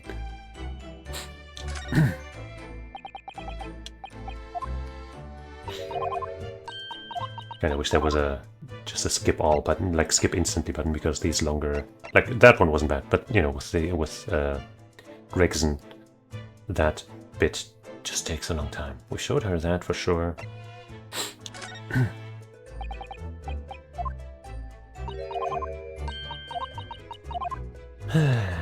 We've definitely shown her that. I guess let's show that again, just in case.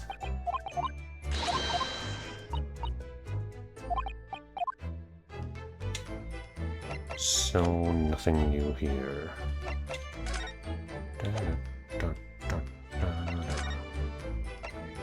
Backerstreet.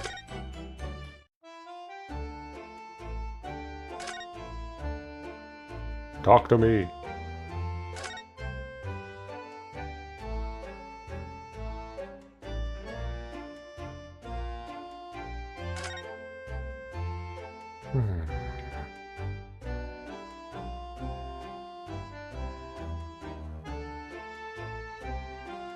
Weird that we couldn't look at the 3 balls here. Or here. Nothing there.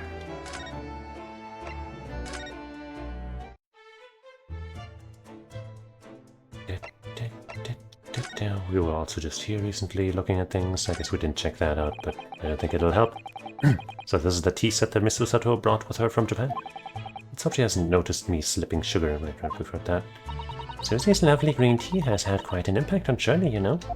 He stopped putting milk and sugar in his coffee, even. And Shirley is normally bitterly opposed to bitterness.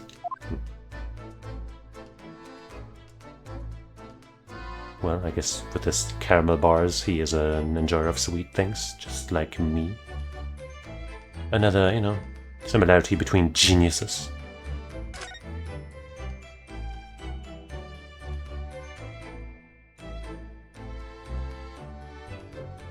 Like, why can we not check this out? I don't know what this is. This looks like a bunch of onions. I'm sure that serves a purpose. We've seen that around. And I'm sure that's the thing that, you know, has historical, you know, meaning. But why won't they, you know, let me click it?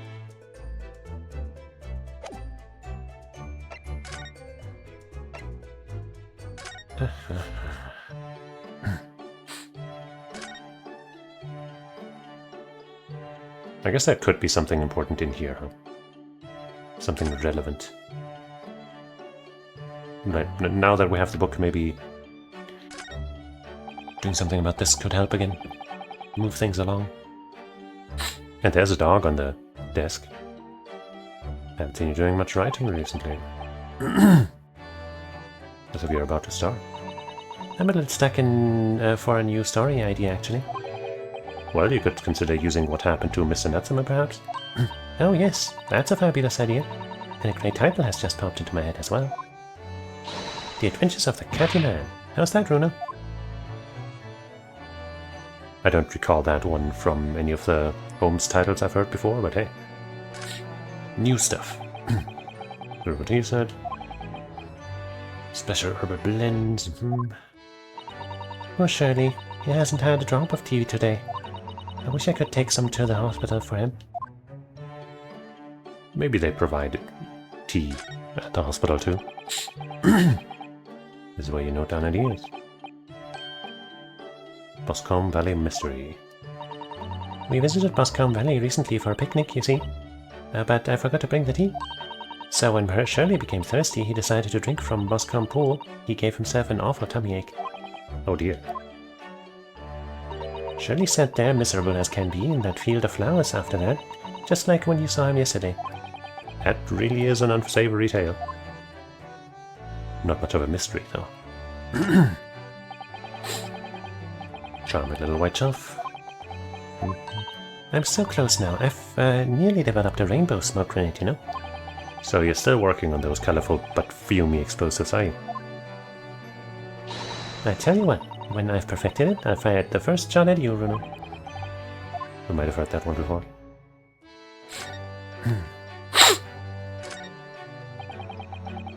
It's an unusual way to make use of a huge metal chest as a table for tea and coffee. Yeah, I would never use boxes or other unusual things as like tables or other furniture adjacent things. Never. Never, never. But it is very sturdy. It is a very sturdy box, and I've noticed that it's always locked.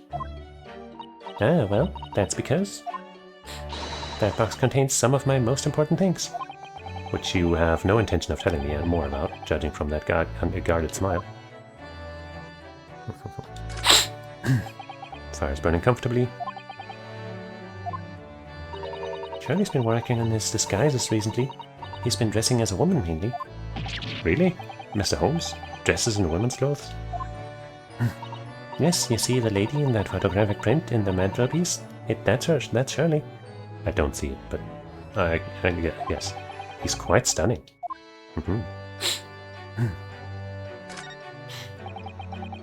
These are all mementos of Mr. Holmes' past cases, I think. If he'd been involved in my case, I wonder if the beefsteak from La Canva, we've heard that before.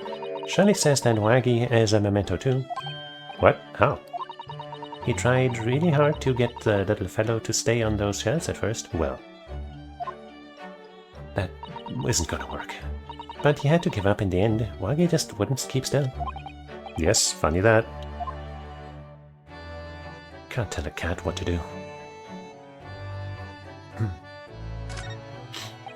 There's all sorts of sorts on these shelves. Chemistry apparatus. Books, papers, and lots of things I've never seen before. We have a bit of water.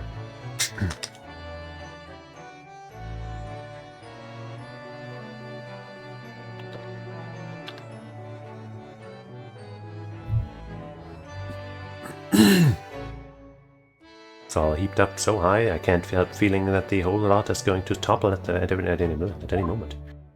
Yes, Shirley does tend to overload the shelves. That's one way of putting it. You wanted to look something up in the... Right, I'm pretty sure we heard that. Too cramped. Brand new copy instead. Yeah, definitely heard that before.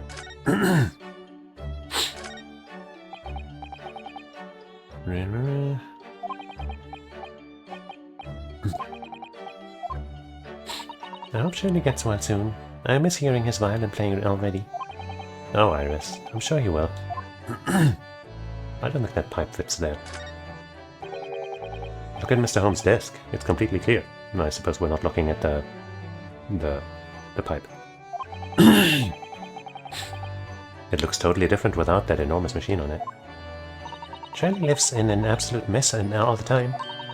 He never notices when things go missing. Even Mr. Holmes must have noticed that huge lump of metal is no longer there, surely. Who knows?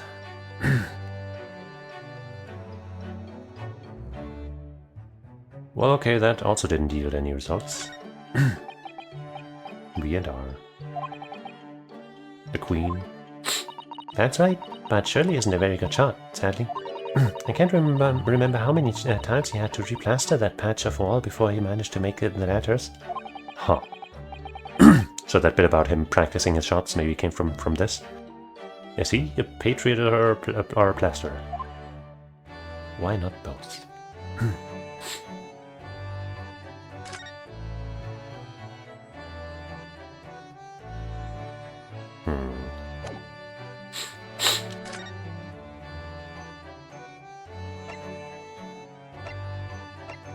Well, up we go again. Having made no progress. Alright, now. For no reason. Nope.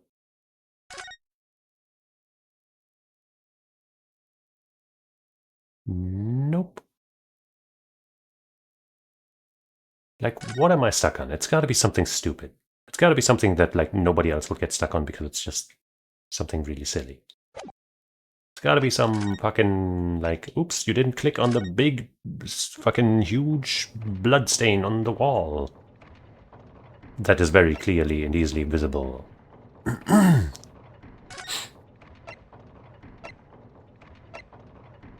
But the only bloodstains I saw, I clicked on, so...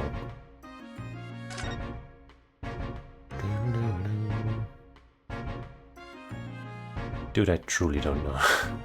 I keep coming back here, there's nothing new, and I'm so sad.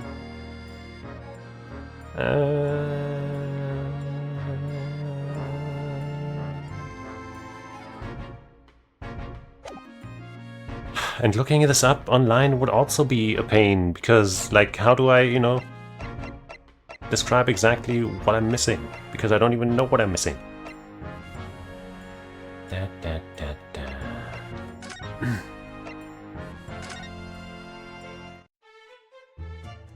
We're wasting so much time because I'm just not finding anything.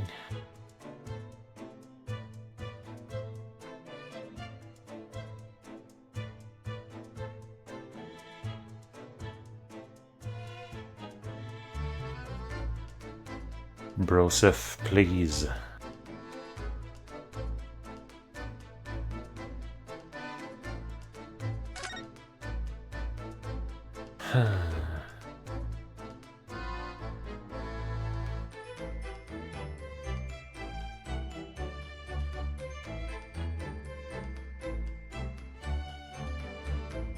I don't know.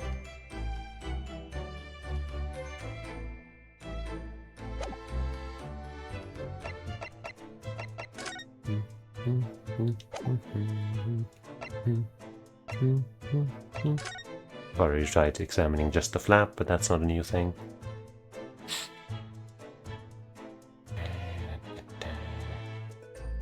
I'm just gonna click here, even though it's not showing anything. Yeah, right. Wait, no. For a second there I didn't see the check mark and was like, oh wait.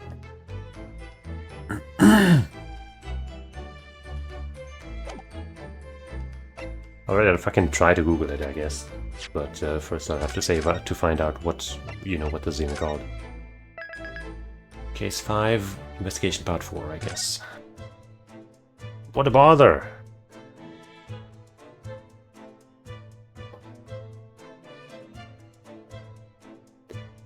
Great Ace Attorney. Episode 5. Investigation Part 4.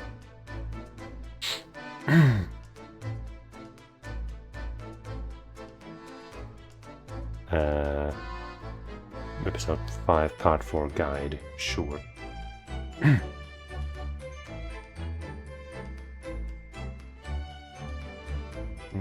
Let's see. Story manuscript. Okay,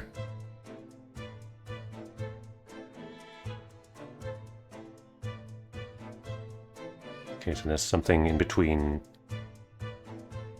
the manuscript. Let's see. Blood samples updated. Story manuscript. Examine this. Not quite done. Back out to talk to Gregerson, then present the pawnbroker's ticket box. What? Oh wait, no. We did that. You mistaken for the other ticket, yeah. Asking about the second redemption ticket. I tried. Wait. Wait, I think that was just a text choice, right? We did that.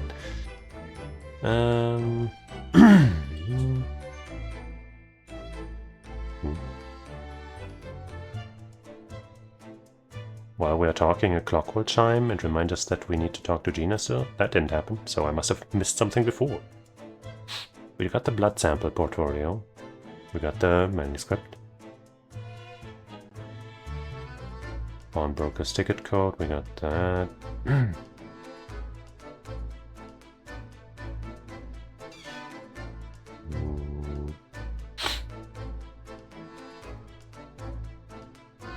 Oh! Okay, no. Yeah, no, this makes sense. This makes sense, and I should have remembered that. Where am I?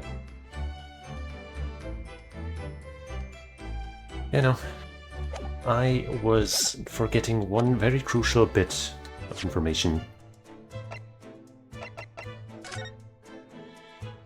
about this blood thing. This little bit of blood. God fucking damn it. Mr. Naruto. You know, I think I just clicked on the general thing and assumed that it would also mention the blood. Or something. When we click on it, and then I didn't think to click on the bloody print specifically. Which was foolish. I guess I just assumed I would, waste time trying to click on it again. Because they, on these things, they don't put a check mark on things that you have already investigated. So it's harder to tell if you've, what is part of the thing you've already seen and stuff. Anyway. I don't know if you've noticed, but there's something rather troubling here. I have noticed. The red smear, you mean? Yes, it looks like blood, doesn't it? I wondered if Susato-san had picked up on it. Well, in that case... Yes, we need Iris. We should show this to her before we forget. Okay. Well, because we had shown it to her already. I feel like that should have worked. Even if we didn't do that, because come on, it's so obvious there. Whatever. Whatever! Oh, now we can't look at the cat picture at all anymore unless we, examine. Boo! Oh, that looks like blood. Wonder whom it's gonna resemble. Probably none of the other two. But we'll see. I guess no, it could very well be the blue blood of the victim. I would say it's from a gloved finger. Almost certainly a glove made of leather. But, Well done. Well, don't worry, Bruno. You can leave the rest to me.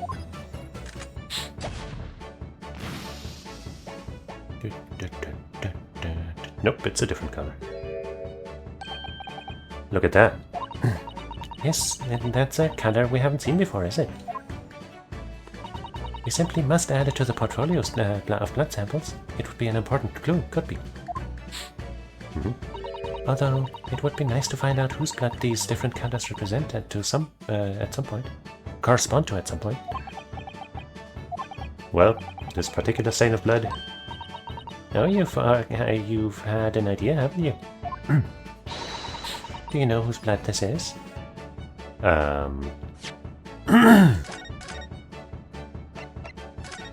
Maybe.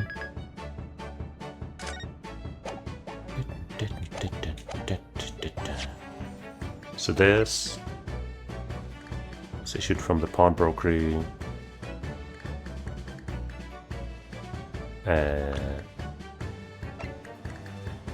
Could also be Holmes, but Holmes would have, you know... No, it's not Holmes. It can't be him because we know what color his blood is, unless there's something really weird going on. I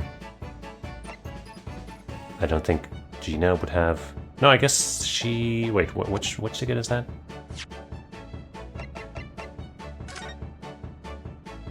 The code.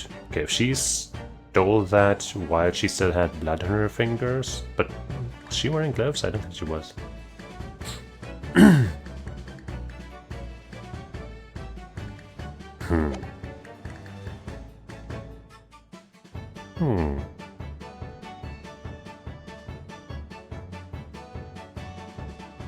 The one who initially, well, I guess this could be McGilder's blood. If he...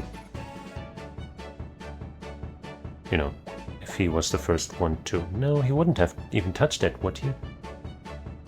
Yeah, no, he wouldn't have ever touched it. He told the cabbie driver, or whatever they're called, to, you know, to put away the coat. And he was the first, or I guess second after the pawnbroker guy, Windy Bank, to touch the ticket. And then Gina stole it, you know, on McGilder's instructions. But McGilder would never have touched it. So, you know, since it is not the same color as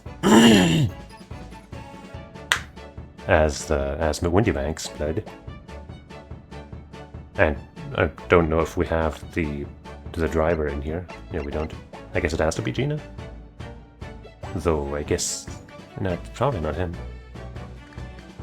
He didn't get his hands on that, even though he wanted to, I think.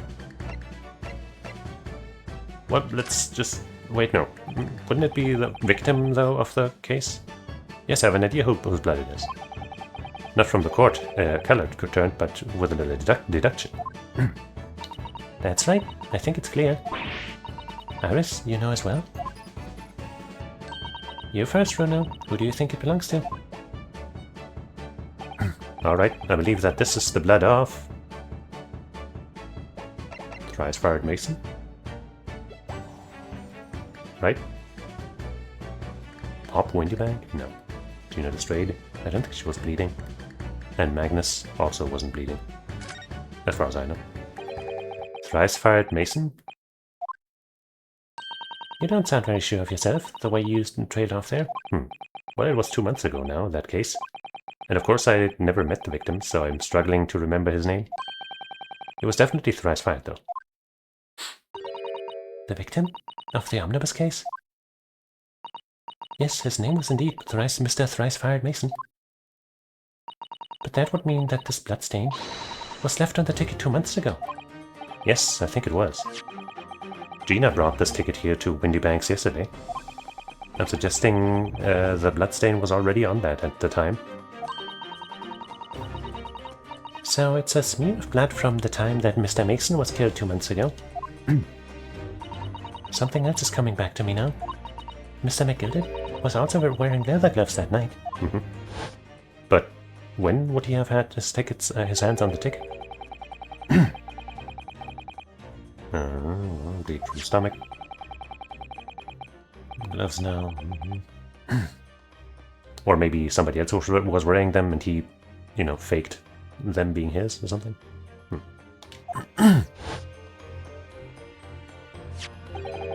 Certainly does look like a leather-gloved thumbprint, this mark.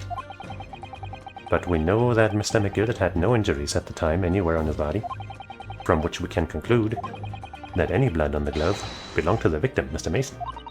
Mr. Naruto, you sound just like Mr. Holmes. Minus the quirky slip-ups, I hope. Yes, I think you're right, Bruno. Yippee. Very well. Let's make a note of this. Has been identified as might be a little strong, but we'll take it.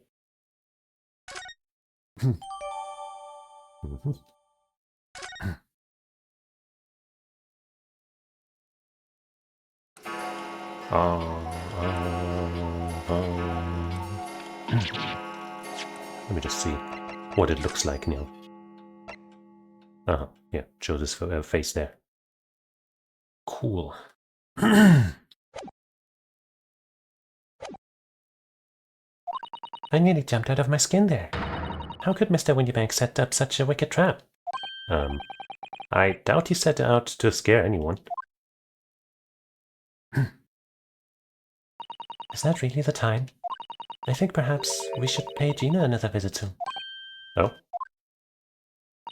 Her trial is tomorrow. We must establish whether or not you will be defending her. I think we should ask her one more time. She may have changed her mind. Don't you remember, Runo? You told her she could rip up the representation papers if she didn't want you to be her lawyer. Really? Did I say that? Oh no, you're losing your mind too. Your memories. Yes, you did. All of us great deduction masters have a habit of forgetting things, which I can also confirm, of course. As a huge genius master deductor, I also forget things a lot. So, yeah, pretty much, you know, I can speak for all of us geniuses out there that it is a thing that happens. Yeah. The deadline for submitting the paperwork is fast approaching.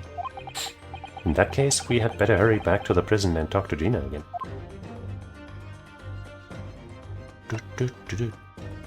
I will never forgive the game for not letting me investigate this. Ever. I'm getting really hungry. But we'll make it through. We'll make it to the other side of this chapter. Ah, Gina, you're back. Ah. What's with that defiant look? The police must have finished questioning her then. Oh, how was it, Ginny? Was it awful? Oh, didn't bother me. Thank you for the papers you signed before. It meant we were able to investigate at Windybanks. Oh, right.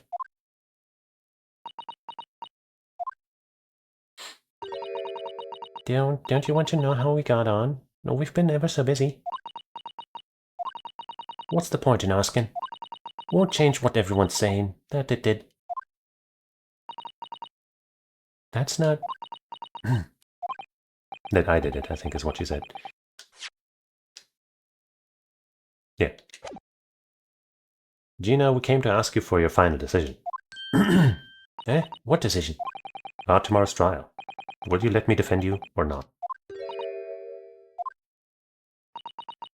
I must submit the paperwork now if you'd like, Mr. Naruto to represent you. Right, I see. She's really lost her fight all of a sudden. But I know what that feels like. The worry's just so hard to bear. Yeah, he's been through it at least twice.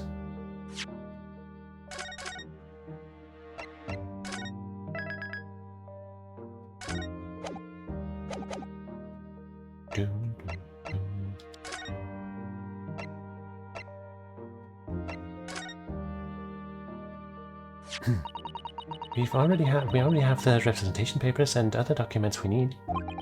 All we have to do is hand them to the court clerk. That is, if you'll allow me to represent you in court tomorrow. Nah, don't bother. Ginny, rip 'em up and chuck 'em, would ya? Them representation papers or whatever they're called. They still ain't fancy enough to have you been. So, what will you do in court tomorrow? I'll be fine on my own. I don't think you will be. Look, it don't matter. What's gonna happen is gonna happen. This is one stubborn pickpocket.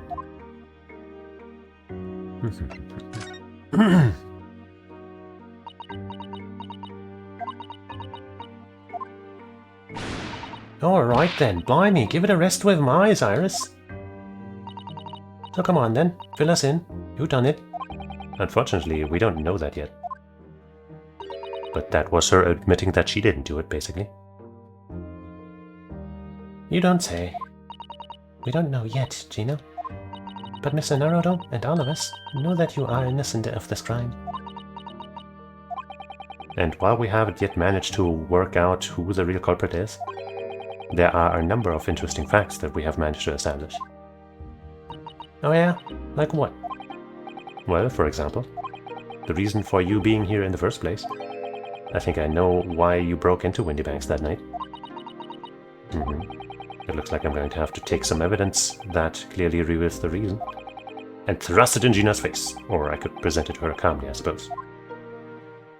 Well, I would have done that anyway. But I suppose now we have a real reason. But let's start with other things. Here, Gina, look at this. Not Oh, the thing about her not wanting it? Yeah, okay.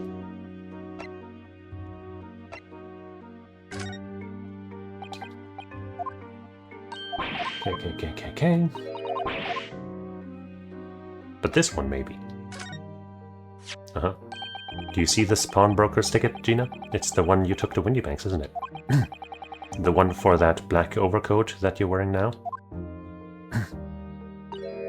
What? That? I don't know. They all look the same to me, those tickets. Surely not. Well, this one has a very obvious mark on it that would appear to be blood. Does that ring any bells? I don't know. It all looks the same to me, blood. And they all sound the same to me, these answers. Suspicious. Alright, here you go. We found this in Mr. Windybank's storeroom. The manuscript of Iris's latest story. Ah. Oh, right. Well, that's good then. Curiously, the storeroom at Windybanks showed no signs of being ransacked for items of value or the like. With one exception. The box file that housed this manuscript. Look at her pouty face. It was you, wasn't it, Gina, who broke open the box containing this manuscript last night? You were determined to find out whether or not the Hound of the Baskervilles was really there. That's the real reason you broke into the storeroom last night, isn't it? Ah. Why don't you tell us what happened, please?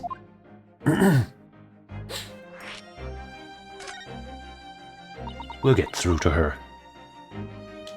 Alright, yeah. This Baskerville story, it's the latest Holmes adventure, right? But it ain't been printed yet. So I figured it's gotta be worth a fair few pieces of silver, right? Oh, come on. Oh yes, at least £5,000. What? So you intended to sell Iris's manuscript, did you? No, Ginny, how could you? That's not true. What? Wait, no, hang on. Of course I weren't gonna sell it, All I wanted to do was find out if the manuscript or whatever you called it really was there or not. Did Iris do that on purpose? To get the truth out of Gina? Impulsively? That's the only reason I was in that place. For Iris' sake. Isn't that right? Ah. We knew why you'd done it from the start, Gina. Of course we did. But I knew you wouldn't do anything mean like that, Ginny. I just knew it. Well, She's such a sweetheart. When I saw the manuscript in the storeroom, it reminded me of what you'd said the night before. Again, with that flashback.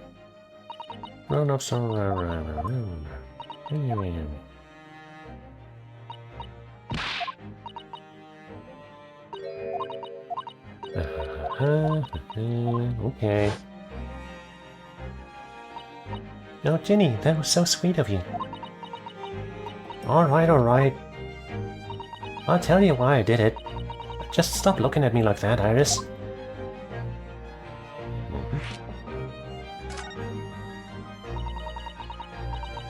It weren't because of Iris, that's not why I did it. I just wanted to know the truth, that's all. You wanted to know if Mr. Holmes was being honest? If he really deposited the manuscript at Windybanks? It's like I told you the night before. I never had a father. But Iris's lot ain't like mine. She's got her dad, only she can't see him. And I reckon that that's gotta be harder. That's why she writes her stories. They're about her dad, really. That's what it sounds like to me, anyway. Last night, when I was listening to what you were saying. Stories about Daddy? You mean they're not the adventures of a great detective, so much as the adventures of a great detective and his trusty partner? Well, that's how I see it, yeah. You're so thoughtful and so kind, Ginny. She's so kind. Yes, and we never thought any differently, did we? Look, give it a rest, will you? I hate all this chummy nonsense. Do you hear? I hate it. I don't trust no one, right? That's how I work. Because if you don't trust no one can let you down. And yet you are trying to help out everyone in the slums. Do not let them down. So leave me alone. Go on, Scarpa. Nuh-uh. I hadn't noticed it now, but it's unmistakable. Right there on both sleeves of that overcoat. A bloodstain? Some very suspicious red stains. What? Why are you looking at me like that? I think it might be worth presenting some of our other findings in that area to Gina now.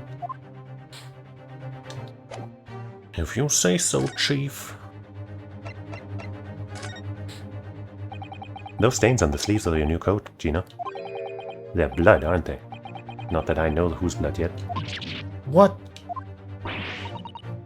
Blood, Mr. Naruto? You don't appear to have any obvious wounds on yourself, though. So could it be blood that's spattered from Mr. Windybank when he was shot last night? I think it might instead have been from the other case McGildet was involved in, maybe? Let's not beat around the bush here. This trusty friend of mine will get results much faster than anything else. Take it easy, Yaris. Hands up. Don't move, Ginny. I'm going to shoot. And the color is purple all around. Ooh. That's the blood we already identified, right? So I was right. No, wait, that one was pink, wasn't it? Hold on. Hold on. No, it is purple. Haha. Oh. Oh my. What the? Forget the sleeves. The whole coat is covered in blood. Of course. The black color of the fabric was masking the stains. That's why we haven't seen them until now. Da, da, da. And the blood has reacted with a chemical to turn a purple color, which matches one of the samples we've already collected perfectly. Yes, now let's see. We had the purple blood. Aha, yes, it was the big brickmaker, Mr. Mason, the victim of the murder case 2 months ago. I knew it. What are you all talking all on about? The victim? What do you mean? The guy you were sitting next to, who had a stab wound in him. A rather uncomfortable situation, Mr. Naruto, but I think this makes things quite clear. It means the omnibus case is finally solved. The truth about who really murdered the brickmaker, Mr. Mason, is revealed. Oi!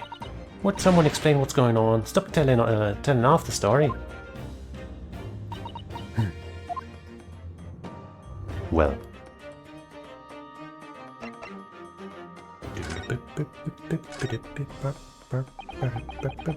We can see now that the victim's blood is all over Mr. McGillet's overcoat. But in the trial 2 months ago, the defendant said this in his testimony. Now, excuse, what good-hearted soul wouldn't rush to help a fella bleeding from his stomach? I wasn't about to start worrying about me gloves now, was I? I reached out to give the man a hand. But if you look at this overcoat now, it's clear. These stains couldn't have arisen from McGillet trying to pull the victim out to his feet. No. If that was what had really happened, the blood wouldn't have splashed all over the front of the coat. The only explanation for this pattern of blood is that it's splattered all over McGillet's coat when he stabbed the victim in the stomach, or when he, I guess, yeah, when he stabbed it. Because it was still stuck there and he didn't quite pull it out immediately, did he? Anyway. It is pretty damning for a guy who's already been damned to death. I've tried to run from the truth for long enough. But there's no escaping it now. The true culprit in that case, Mr. Mason's killer, Magnus McGill, was Magnus McGill. Not laughing anymore, are you? Mr. Naruto. That horrible case solved at last. I helped the man walk free from that trial. I think you tried your best to get through the truth, but the system is what let him walk free. The system and some very heavy-handed manipulation of the evidence. I used all that twisted testimony and all that sham evidence to prove his innocence. I really don't think we can be blamed for this. How could I have let that happen? We really tried. We really tried.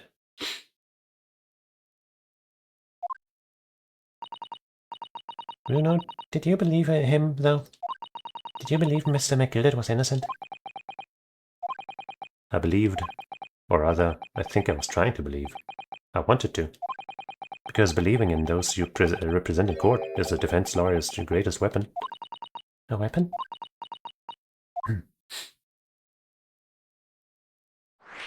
Putting into question one of the key elements of these games. Your trust in your client. Once again, not the first time it's happened, but rare. Before we came to Great Britain, a great friend of mine taught me a valuable lesson. You mean Kazuma-sama? Flashbang. Listen, Ryunosuke.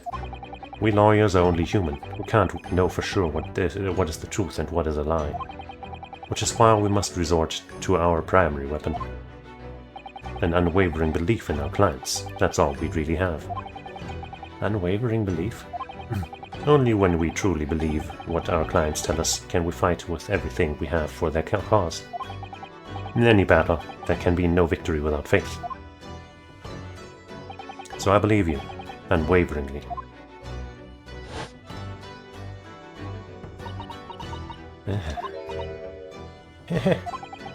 What's funny, Gina? Cool. Sounds like in this Empire of Japan you come from, everyone must be soft. Well, come on. Look at the mess it got you into. Believing in that Bog Trotter? Yes, I inadvertently helped a murderer walk free. Well, at least you've learned your lesson now, eh? Believing in people's never worth it. Someone always stabs you in the back in the end. Soon as you let down your guard, you've had it. Take a leaf out of my book. Believe no one. Get hurt by no one. But you believed. In Iris. Gina, may I ask you something? What? I'd just like to make absolutely sure.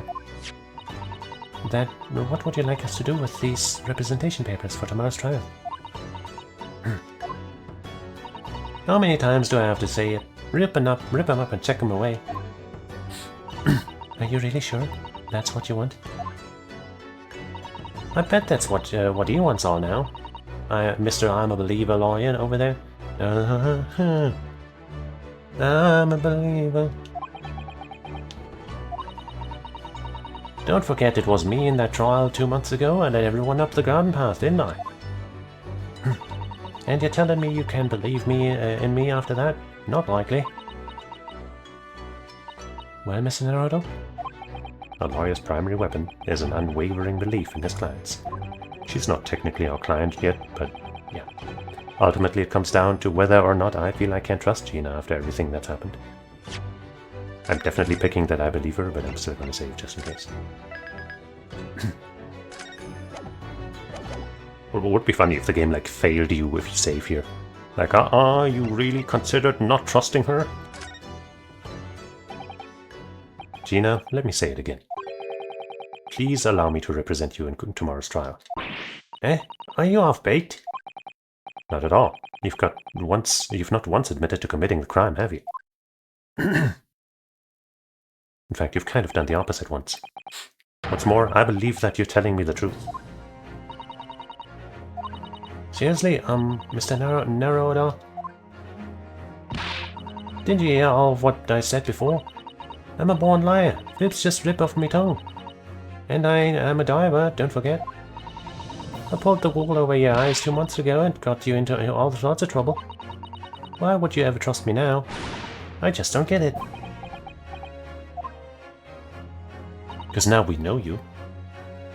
Gina, I do understand why you choose not to put your trust in others. But I assure you, there's more to this life than you yet realize. What do you mean? Funny that coming from Susato, who's 1 year younger, and probably from Iris in the second two, who's 7 years younger. But hey, it's the truth. The world we live in is full of people you would do very well to trust. People who won't ever let you down. Hey, it's true that I'm just a student of law, and I'm certainly lacking in courtroom experience. But I've won every case so far. But I can promise you this. Whatever happens, and until my very last breath, I'm completely on your side.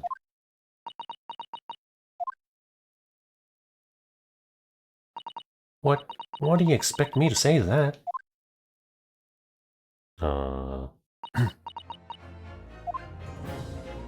We got her. Then it's decided. I will take these papers now and carry out the necessary preparation for tomorrow's trial. It would be a shame to throw them away now after it's been penned with your name so beautifully. Do what you like. You Eastern lot are... I don't know what you are. I don't get you. Yippee. Gina's taken herself off to the back of her cell. She'd never admit it, but I hope she's feeling relieved. That turned out alright in the end, I think. So are we gonna go visit Holmes, or is that gonna have to wait still? Whoever's hiding there, show yourself at once. Eavesdropping is the height of cowardice. Is it Holmes? Mr. Soto? Somebody is there in the shadows. I can sense it. Somebody who wasn't there before. What?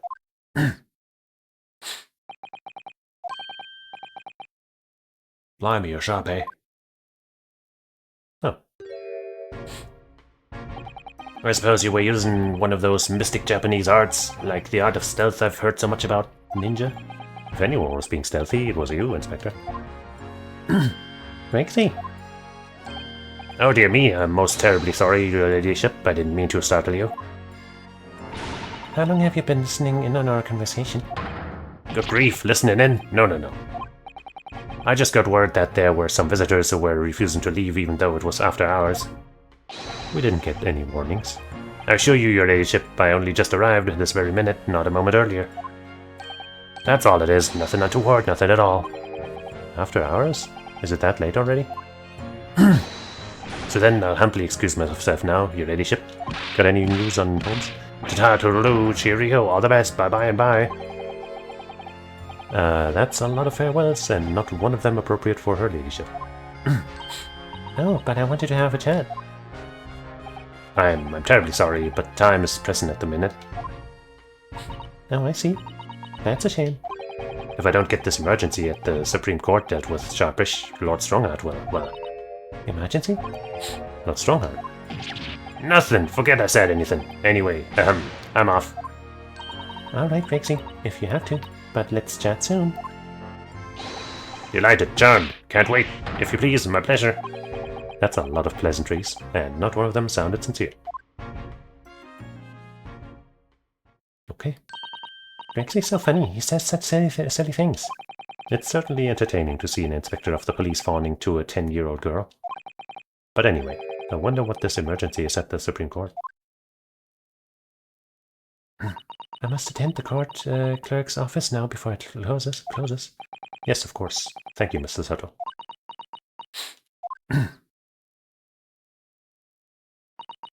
Kindly escort Iris home now, Mr. Naruto. I shall meet you there later.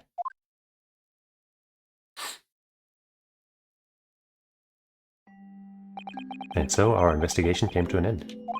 Susato-san went to file the necessary papers for my defense of Gina the following day.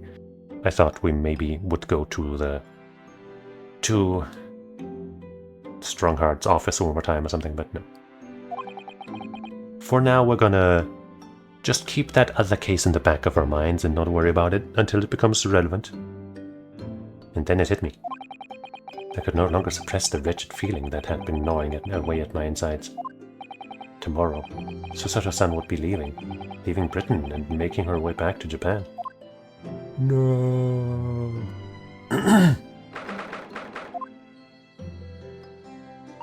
Naruto-san? It's been a very trying day, hasn't it? I do hope we're not too exhausted. You're not. What about you, Susato-san? Today has been even more trying for you, I'm sure. Mr. Holmes was shot before our eyes. Gina was arrested. All on the back of the news that her father has fallen ill and that she must return to Japan at once. I hope your father recovers soon. Thank you for your kind words.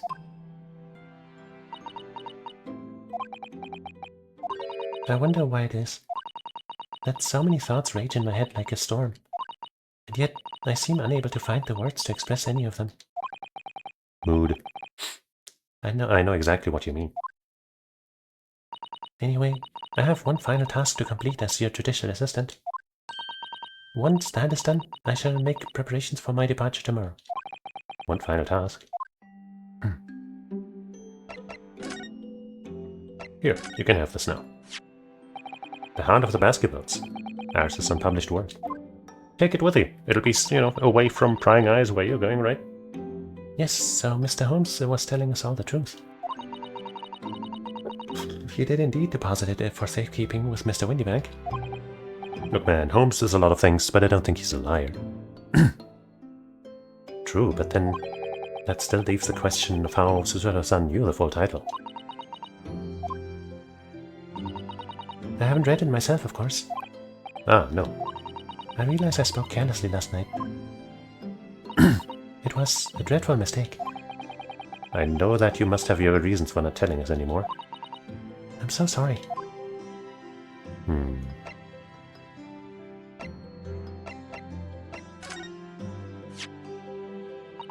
It means a great deal to me, that you cherish his armband so, and wear it each time you appear in court. Well, it's very important to me. It's what shows that I'm a lawyer. I think we've had this before. And whenever I wear it, I feel as though it gives me strength through Kazuma. Can't be without it, especially when I'm at a critical point in a trial. But just the other day, I noticed you wearing it when we went to visit that park.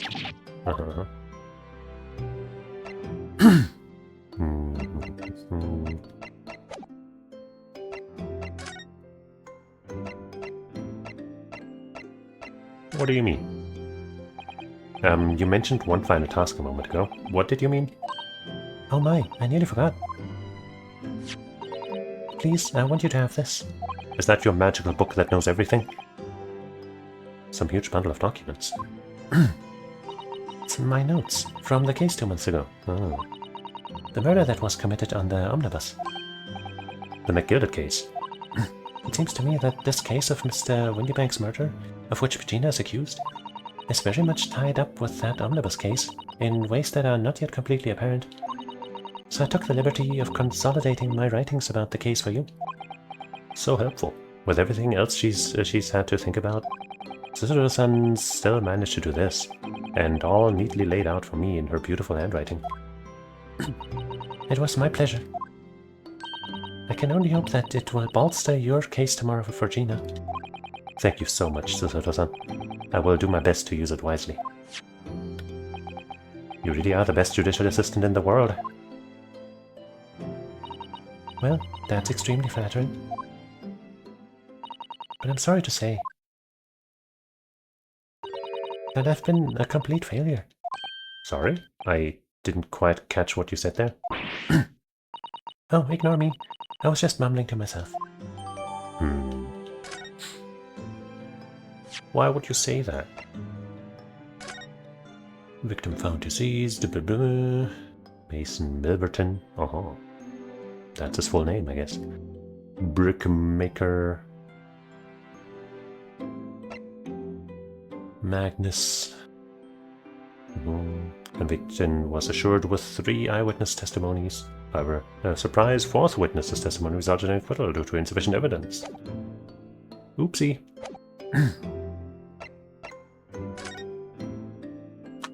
It's just 2 months since we arrived in London. And that's about how much time I'd spend traveling back. But we've managed to establish this office. It was finally feeling as though we were settling in. I would be lying if I said I felt no regret. I'm so sorry, Susato-san. It's just so sudden. I really don't know what to think. I've had no time to gather my thoughts. I know we've only been here a short time, but in my limited experience of the courtroom, I feel I've learned something. And what would that be? It seems to me there are many facets to people's personalities. Facets? And like a jewel, the light plays off them in complex patterns, illuminating their actions and their motives. Getting so poetic now. But we see only I guess there's one C too many. A small number of the total facets, and what is illuminated is only a part of the whole story. What lies in the shadows? What do those facets we cannot see look like? Perhaps there are some parts we'll never lay eyes on for as long as we live. That's so true. Sometimes I feel as though I'm blind to so much. But I keep hoping that one day it will all become clear.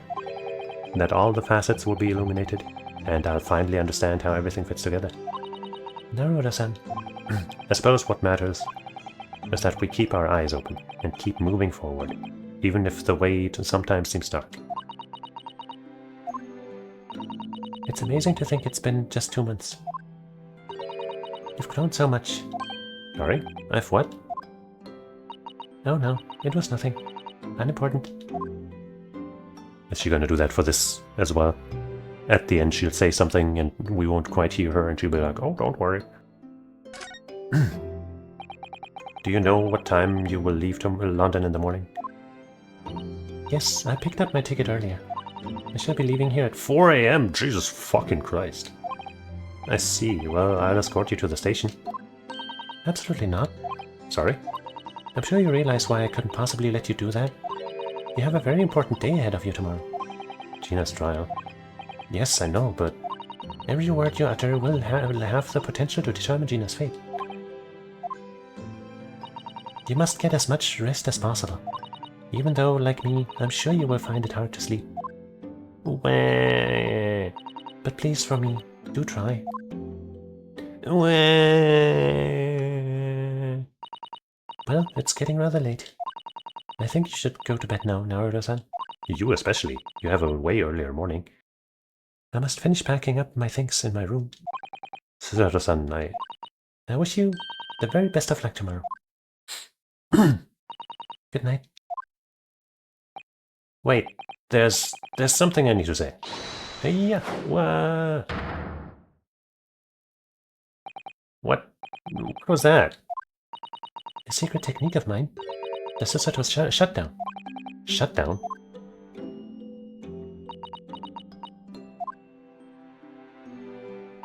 Please, I implore you. If we have to voice our goodbyes... Did it just get a little blurrier because Naruto is getting a little teary-eyed? I won't be able to hold back my tears. Oh.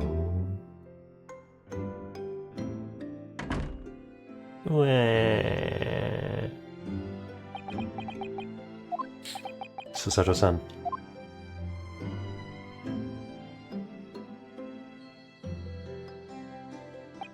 It truly had been a trying day. On our feet for hours, getting Gina to open up to us, and learning the truth about that nemesis of a case. Physically and mentally, I was exhausted, and yet the idea of sleep seemed impossible. But I forced myself to close my eyes. And as a cacophony of scenes of our lives here in London played through my mind, wah. Eventually, the fatigue triumphed, and I fell into a deep sleep.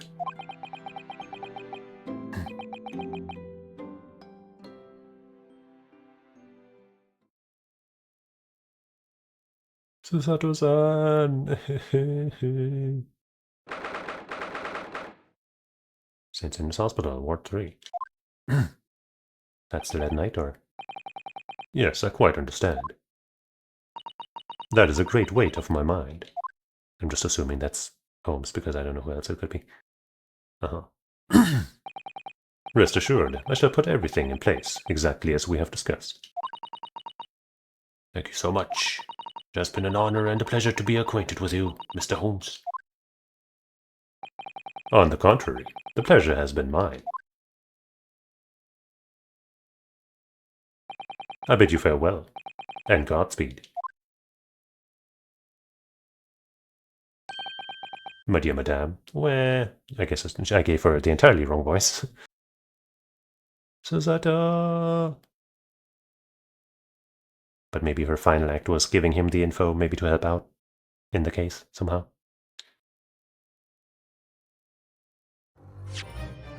But hey, now we know he's fine too.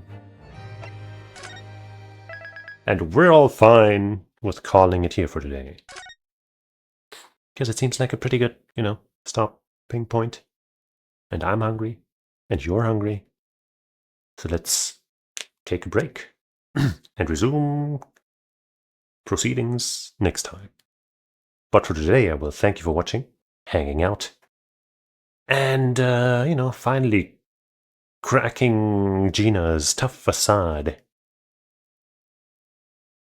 with me. And I hope you'll join me again sometime. Probably tomorrow. Not like I have anything better to do anymore. But yeah, probably tomorrow. At some point in the future, surely. When we will return for the first part of the trial of episode 5. So, until we meet again,